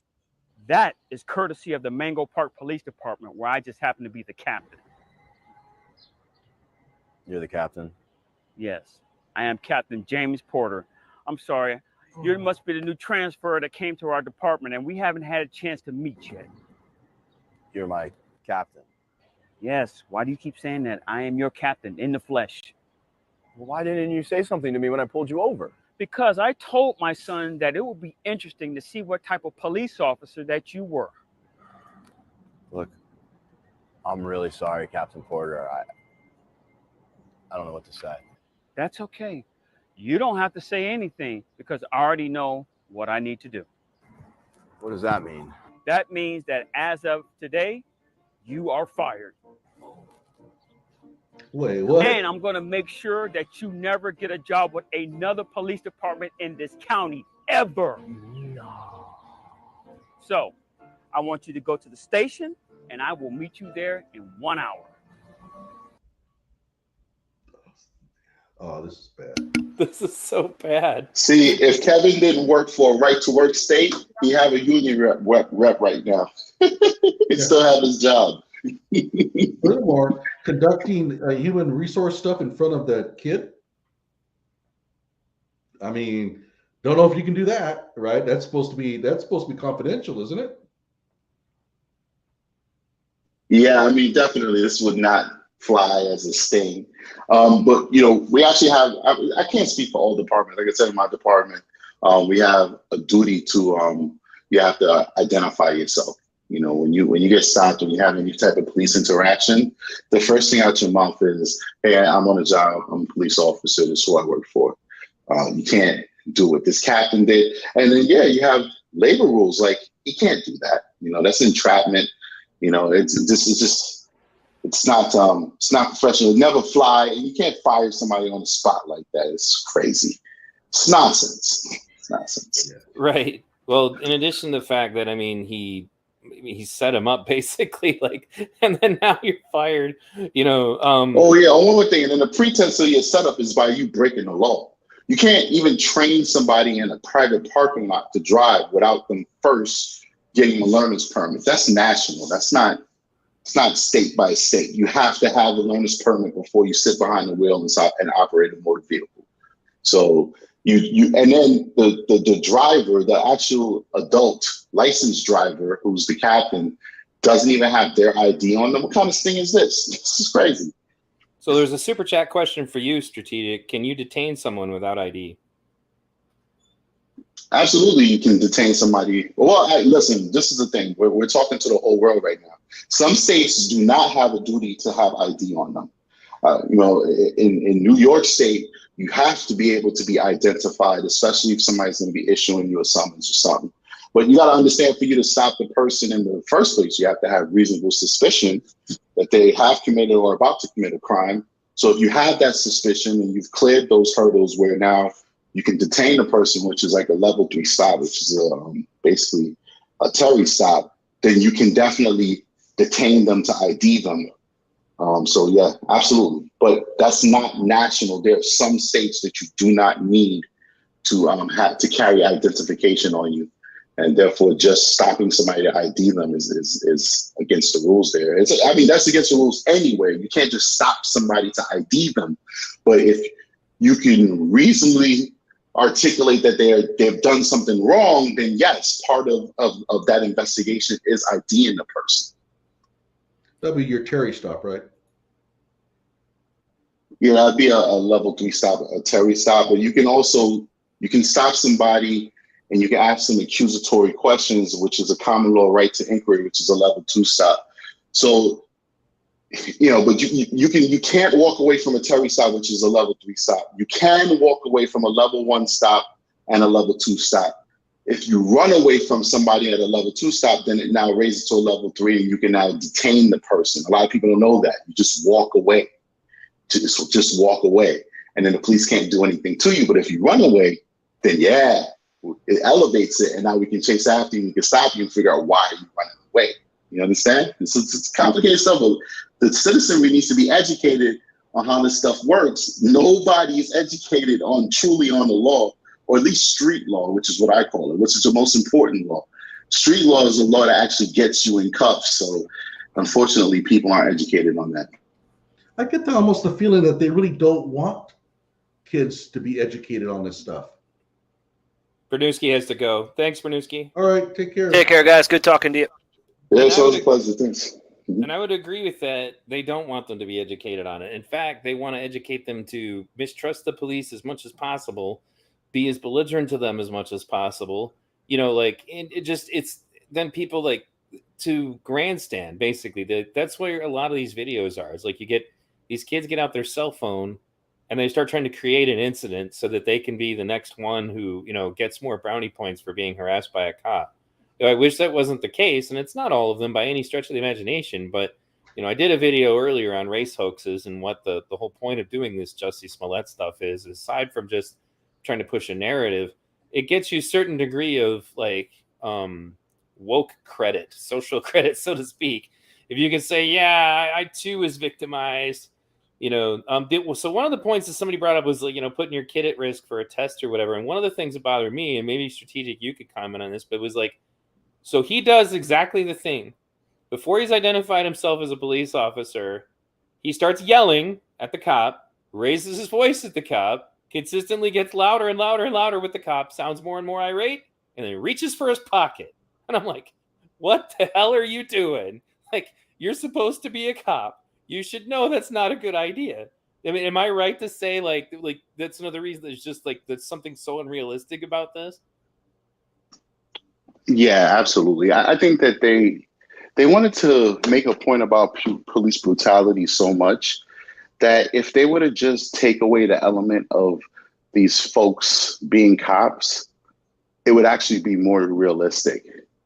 Right. If they were just regular citizens acting the way that they're acting, like this guy raising his voice, not cooperating, being belligerent, it'd be more realistic than if it was cops. So it's kind of hard, breaking it down because it's just something that would never happen in real life. Right. What I would say is, what was the point I was going to make? It's late, so I mean, I'm gonna hang out with you, but my brain is not functioning. It's okay. Spent the whole day processing on the rest. Because I'm also gonna have to go to bed fairly soon, so don't worry about it. We're good for now, though. All right. When I think about what I was gonna say, I'll chime back in. No problem. Did you have anything else, Johnny? On this one, no, not really. I mean, he did not ask him for. I don't believe he asked him for his ID at that moment. So to reach for your pockets like that at that moment, I mean, I think that would have caused me to react a little bit. Right. That's the reason for me is it breaks so many rules that are just basic common sense. And I don't think people really think about it from the perspective of the police officer in general. There's really not a lot of ways to handle this. How would I put this? So if the police officer, like I said earlier, they're coming from the perspective when they walk up to your car that their life may be in jeopardy because they have no idea who you are. They have no idea what you've done. They have no idea what you're doing. They don't know who, like what you may have done before, like, you pulled up. Could be any number of things that are playing through their head. And when you watch the videos of police shootings gone bad, meaning when the cop gets killed, again, it's split-second decisions. That's why that video that I talked to Strategic about when I went on his show is so poignant when they had this Black Lives Matter activist who I guess was a minister or something come take the police use of force test. And he got shot in one, and then in another one, he shot somebody he shouldn't have shot. And this is a guy who's talking endlessly about, how this whole situation is being abused, and he takes the test and he totally fails it. Do you remember that video, Strategic? You know what I'm talking about? No, I wasn't paying attention. I was in the comment section. They were like, damn, Strategic, it's the second time you lost your point. And I'm like, I'm tired, man. I just finished processing an arrest all day. I've been working since 6 a.m. So I'm losing my point. What was the video? Do you remember the video of there was a video that was being circulated, and it actually ended up in a lot of pastors taking this test. But there was a black gentleman who was a pastor, and yes. And then you already know what I mean. And yeah, he shot the bad guy every time.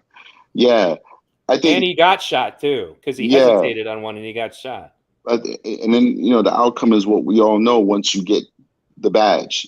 Something I didn't know until I got the badge, which is that this is a life and death job.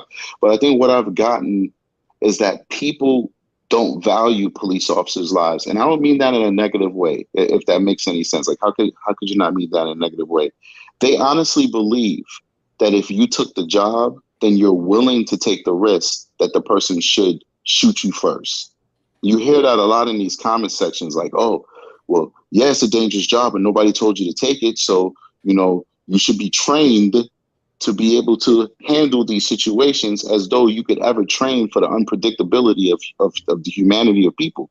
That's just whether you work for an agency that makes you sign a contract or you work for an agency that makes you swear on the Constitution. There's nothing in your process of being hired. There's no paperwork that you sign that says that you're going to throw your life away. that you're going to allow somebody to shoot you first. That's just not how it works. And so I think that's the disconnect with people. They think that police officers should put themselves in so much danger that they're willing to wait that millisecond to see if that bad guy is actually going to pull the trigger of the gun that they're pointing at them. If that makes any sense. No, it does. And Absolutely. it's their attitude about it seems to be like, you have a right to resist arrest, and the police officer has to bend over backwards and let you do whatever it takes. They don't openly say you have a right to resist arrest, but they openly say, well, if they're going to fight you, just let them go. And I'm like, no, I'm sorry, I'm not doing that. That's the story about Jacob Blake in particular really enraged me, because they deified that guy, and again, he was violating a restraining order that his rape victim had against him. He wasn't a good person, and if he's fighting, so we're just going to let him go in the car with someone else's kids in it. No, you're not going to let him go. If he I ask people to try to put themselves in let's just put themselves in their shoes. What if Jacob Blake's victim was their daughter, or their girlfriend, for all we know? It would be a very different attitude. You wouldn't be on board with just letting him go. I don't know.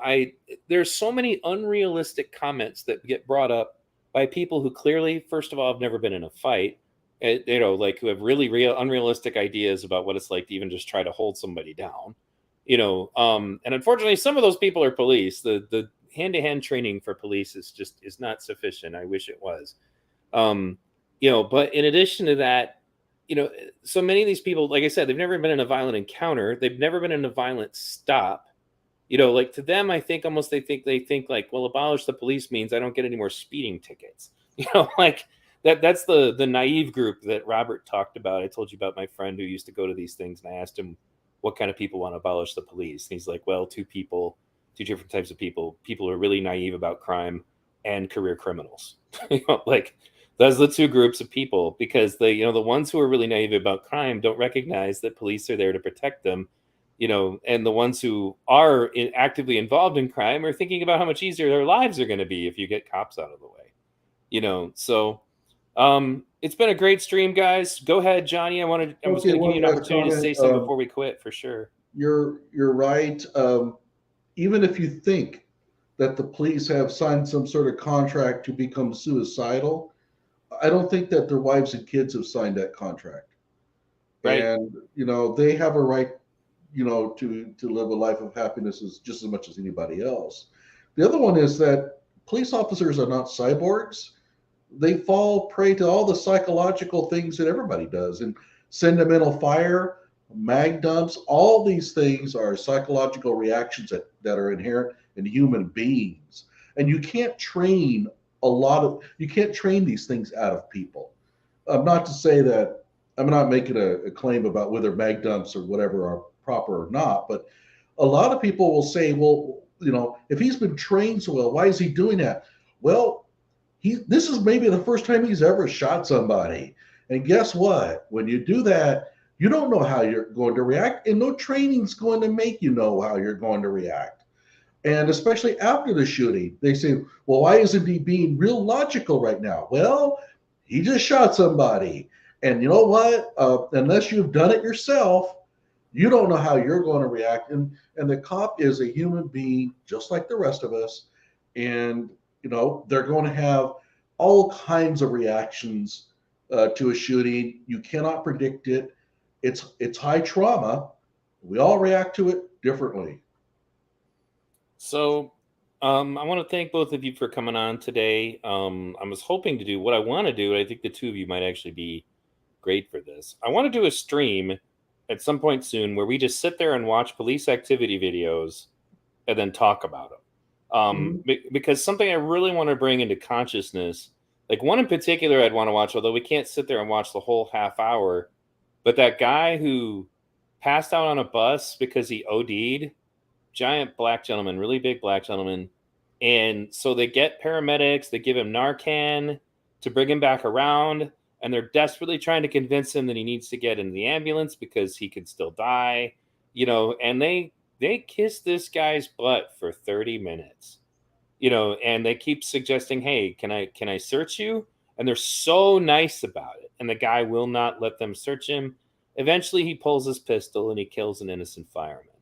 Mhm. Not a cop, a fireman. One of the Yeah. paramedics who was there to save I his remember life. it. Mhm. That's how quick this crap goes bad.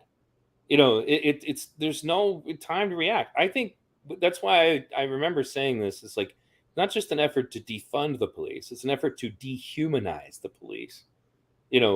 And that's what we're looking at in these crazy videos, depicting police in these absurd ways. And again, I agree that I'm glad that you came on, Strategic, because I wasn't sure what the hell these people were thinking. The fact that it's foreigners that think like this, only in some ways it almost makes it worse that there are people out there that are under the impression that this is literally what it's like in the United States, and that's the power of disinformation. Mhm. So, any parting words from you, Strategic? Yeah, I mean, I just want to address something you said real quick, and then my parting words. I agree. I think what your friend said was very wise about the people who want to defund the police. They're either criminals or they're just very naive about exactly what's going to be defunded. If you look at the BLM founders, many of their relatives, I know Patrice Cullors talks about it a lot, and then the third member founder that we don't hear about her too much, I forgot her name. Not Garza. There's one other one. I know what you're Yeah, talking like with like a Islamic type name, or And they're all millionaires. yeah, all of them, right? And she's quick to distance herself, like, I had nothing to do with none of that stuff. and I will gladly offer myself up to help them right the ship of BLM. But anyway, the bottom line is, all of them had relatives that were incarcerated, and that's why they have that big soft spot for criminals. They were all the ones that were in the visit room every single weekend. And so they hate law enforcement and hold their loved ones to no accountability as to why they were incarcerated in the first place. Like, I've spoken to a lot of activists who, I being a black man, I had a unique position that, a lot of black activists who scream at me, say horrible things to me. And then I pulled them to the side when it was possible. And I'd have that conversation with them, and they would open up to me, and 90% of them were ex-cons. The white kids were college students who just wanted to feel like they're on the right side of history. Right. And the hood minorities oftentimes were criminals. And it's not saying that all black people are criminals. Hell no, I would not. That's not the position I have. Right. It's because African Americans don't really care about the criminals, and they understand what they do to the community. So they're not out there marching. That's why when you look at it, you see a majority Caucasian and then quite a few black people. Those are the criminal black folks. The ones who are trying to, or the ones who are naive, the ones who are coddling these criminals. Regular folks in the hood are not going to come out and support this situation because they know that the police are the only ones that are protecting them from the tyranny of the Bloods and the Crips and all the other people who want to destroy the community. I see it every single day. I have these conversations every single day. I specifically patrol public housing projects. And every single day tell me, thank you, minorities, black folks, Latinos, thank you for being here. We feel safe because you're here. But you'll never see those people being advertised on the news. You'll never hear Joy Reid talking to them because it doesn't play into the narrative. Absolutely doesn't. I'm looking at that Patrick Leola stuff, nothing but Caucasian folks who have been trained to hate themselves in Grand Rapids marching for this guy. No other black folks is marching for them, especially if you're a black person that believe in that this country has not been fair to you. Saying to yourself, God damn, you just came to this. I've been in this country all my life, and you just came to this country and you committing crime. This guy just came to America, and he's been stealing people's cars, beating up pregnant women, and breaking every single vehicle in traffic law possible, and driving drunk all times of the day and all times of the night. And people are out there actually saying justice for Patrick Leola. It's insane, insanity. But anyway, when I get tired, I start rambling. And I thought that was all good. I ramble and I lose. That's why I don't do too late lives, because I like lose my train of thought and shit like that. So thank you so much for having me on. I once I saw you had Dread on and you guys were talking about these retarded videos, I had to jump on the stream. So I really appreciate the opportunity. And would you be interested in doing that police activity Well, watch party stream with us? we've been talking about that for a while. Well, you've been saying that for a while, and I'm off Sundays and Mondays. So just let me know. I'm down with it. Well, I'm not doing anything Sunday. You doing anything Sunday, Johnny? Nope. All right. Well, let's reach out to each other. I think well, that's right. For some reason, I can't send you a message on Twitter. Need to get you guys all. I know I can get a hold of Johnny I know I can get a hold of Strategic on Discord, and I know I can get a hold of Johnny on Twitter. So we'll try to look into Sunday. And if you guys are listening now, check us out on Sunday. We're gonna have a watch party where we watch police shootings. Yes. And I want to thank you, M. Kathy, for that $10 super sticker, the first super sticker in the history of V Radio. Thanks. Please make sure you check out the Strategic Eyes show, guys, man. We're trying to have a balanced and nuanced approach to these tough topics, man. You're not always going to agree with me. Top notch. You guys, if you haven't, you can find it under my featured channels. You should go over there and subscribe right now if you haven't already. Appreciate you, man. You got it, man. Thanks for coming on. Thanks, I can tell you're everybody. exhausted. Take care, okay? Go get Dred, some sleep. it's a pleasure. Thank you so much, Dred, for debating with me and having me on the stream with you I guys. enjoyed that. We got to continue that at some point in the future. Definitely, man. Sunday, Monday. Just let me know. All right, take it easy. All right, guys. Take it easy. All right. And also, guys, if you haven't already, I think most of my listeners have already subscribed to Johnnie Walker Dread. But if you have not, you should go check him out. He does a lot of great content. His production value is also a lot better than mine when he's just talking, with that hat and the sound and the intro and all the fancy stuff that you do on your channel. Yeah, my production values are like B level, but hey, I don't, like I say, this is a hobby. I never envisioned this thing to make money at all, so I don't pour a lot of resources into it. Yep. Black Sheepdog in the house. Come kick it with us in the Strategic Eyes show. I would concur. Also got some love coming from Twitch. I saw a couple Twitch guys on here. I want to thank you guys for tuning in. I know I haven't been doing much lately on Twitch. What I'm going to end up doing is that I make a lot of short form videos that are not appropriate to Twitch. And so what I'll literally do is what I'm probably going to do is like once a week, I'm going to do a stream, and I'll go ahead and put it on YouTube too, because I've also noticed that a lot of my YouTube viewers don't watch my short videos, but they watch my streams. So the only way to get them to watch my short videos is to play them. And then the Twitch guys, they don't even get to see any of that stuff unless I stream it. So, oh, wait a second. Oh, Alabastard says, hey, YouTube, unsubscribe me from Johnnie Walker Dread. Glad I checked. So that's why I tell you guys, make sure you follow us on social media. It's really the only way to be sure. Because I'd lost like 2 subscribers over the last week or so, and I'm thinking, well, somebody got pissed off at me. Don't know who, but I guess YouTube's doing some crazy things. I got his abortion debate. I think that guy got mad at me and left. But yeah, it looks like there's been some action by YouTube, and I can't figure it out myself. I just motor on.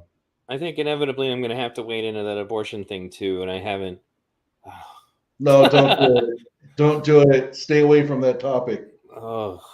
Well, I mean, nobody's asked me to do it yet, so that's good. But I generally I went ahead and did the Amber Heard, Jada Pinkett Smith thing because people asked me to.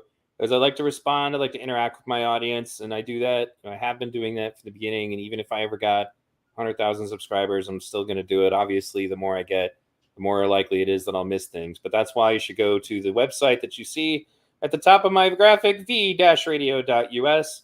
You could subscribe to me there on multiple mediums. And because of the fact that my videos frequently get censored by YouTube, that's probably a good idea. You can follow me on BitChute, Odyssey. I'm also on Rumble. You can also follow me. I have a podcast version of my show. And I'm actually one of the, I guess they basically approved me for testing because Spotify, the same video program that they gave for Joe Rogan, they're now making it available to other people. So now you can also watch all my stuff on Spotify. And some of my stuff is just audio, in which case you'll find it in my on my podcast. The other thing you'll find at that website is all of my social media. I interact with you guys. If you add me on Facebook, I'll add you in friends for my activist account. You can join my Fans of E radio group, and there I post links to a lot of stuff that I'm researching. So if you ever kind of want to like an idea, like a peek inside the mind of E radio and what I might be doing a show about next, anytime I'm researching something and I'm grabbing links for it, that's where I throw them. Just be aware of the fact that sometimes I might throw a link in that group on Facebook just because it's interesting and it might be something that I'm going to talk about. It doesn't necessarily mean it's an endorsement of whatever it is I linked. So yeah, and then obviously I've got Discord. I've also got Telegram channels. The Telegram isn't very chatty or anything, but it's just another way to be sure you actually get notified when I put out stuff. And I know Johnny's on Twitter. You should definitely follow him there. I just got a question. I mean, is it worth my time? I actually have Rumble and Gab accounts, but I got those like a year ago, and like they got no action whatsoever, and I just kind of gave up on them. Is it worth it? Well, here's what you could do. The reason I do it also is just for redundancy. I don't get a lot of Rumble action either, but I do get at least a few people. But what you could do, you can set it up so that YouTube will automatically, like Rumble will grab your videos and you won't even have to do anything. And then Odyssey will do the same thing. So you could just do that for the sake of redundancy. And it also means that even if something gets deleted here, it may not get deleted there. It usually doesn't. So, well, I mean, they won't delete it. But if it gets grabbed before Odyssey and Rumble pull it off, then yeah, you may have to re-upload it to one of those places. But it's helpful. And I mean, if it's not going to hurt anything, you may not get a lot of people there, but it's automatic. It's once you have it all set up, you don't have to do anything. It's just there's 2 other channels for you. They're free. Right. Yeah, I'll talk about that to you next time. Sure. Anyway, I'm going to turn in myself. It is late, so thanks a lot, man. It was great having you on. Take care now. Yep. All right, guys. So then there was one. Thanks for tuning into V Radio tonight, and we also simulcasted to Johnnie Walker Jed stream. I really appreciate you guys, man. The super chats and the super stickers. That was really great. I really appreciate that stuff, guys. Things are pretty tough right now, so I actually just had to go take my damn car in again. Thankfully, this time it didn't cost a freaking $1,000 to fix it, but it was still money I didn't want to spend. So but if I can keep making money like that, it'll be fine. And like I said, my goal is just to be whole, and I didn't make a lot of money before this started. I'm just a restaurant worker, so I don't want to make a lot of money. But if you guys are that interested and you're pushed that far, by all means, we'll do it. And again, for my Twitchers, I will be doing streams that are just going to be videos that I've already made that you guys haven't been exposed to if you don't follow me here on YouTube, because they're just short form videos. In some cases, they're 5-15 minutes long. And I could do a whole stream of just playing them if you guys haven't seen any of them. And that's what I was doing before. And, so we'll take it from there. Good job, Black Sheepdog. You'll like Johnny's channel for sure. Thanks again, everybody, for tuning in tonight, guys. I will be doing more content. One of the other things that was a problem was I think I may have some post-COVID cognitive issues because my memory turns to Swiss cheese sometimes in ways. I mean, it was always kind of a problem, but now it's really bad. So if I'm feeling like that, I'm not going to stream because I'll just babble and I'll sound like an idiot. You guys have come to expect a certain degree of, intellectual quality from me that I want to maintain. So, and again, if for some reason anything does ever happen to me, please share the hell out of my stuff. That's my legacy, to try to share this important information with the world. Check out my Do You Think for Yourself series if you have not already. It's probably one of the most important things I've done. Thanks again for tuning in, guys. Check me out on my website. Have a good night.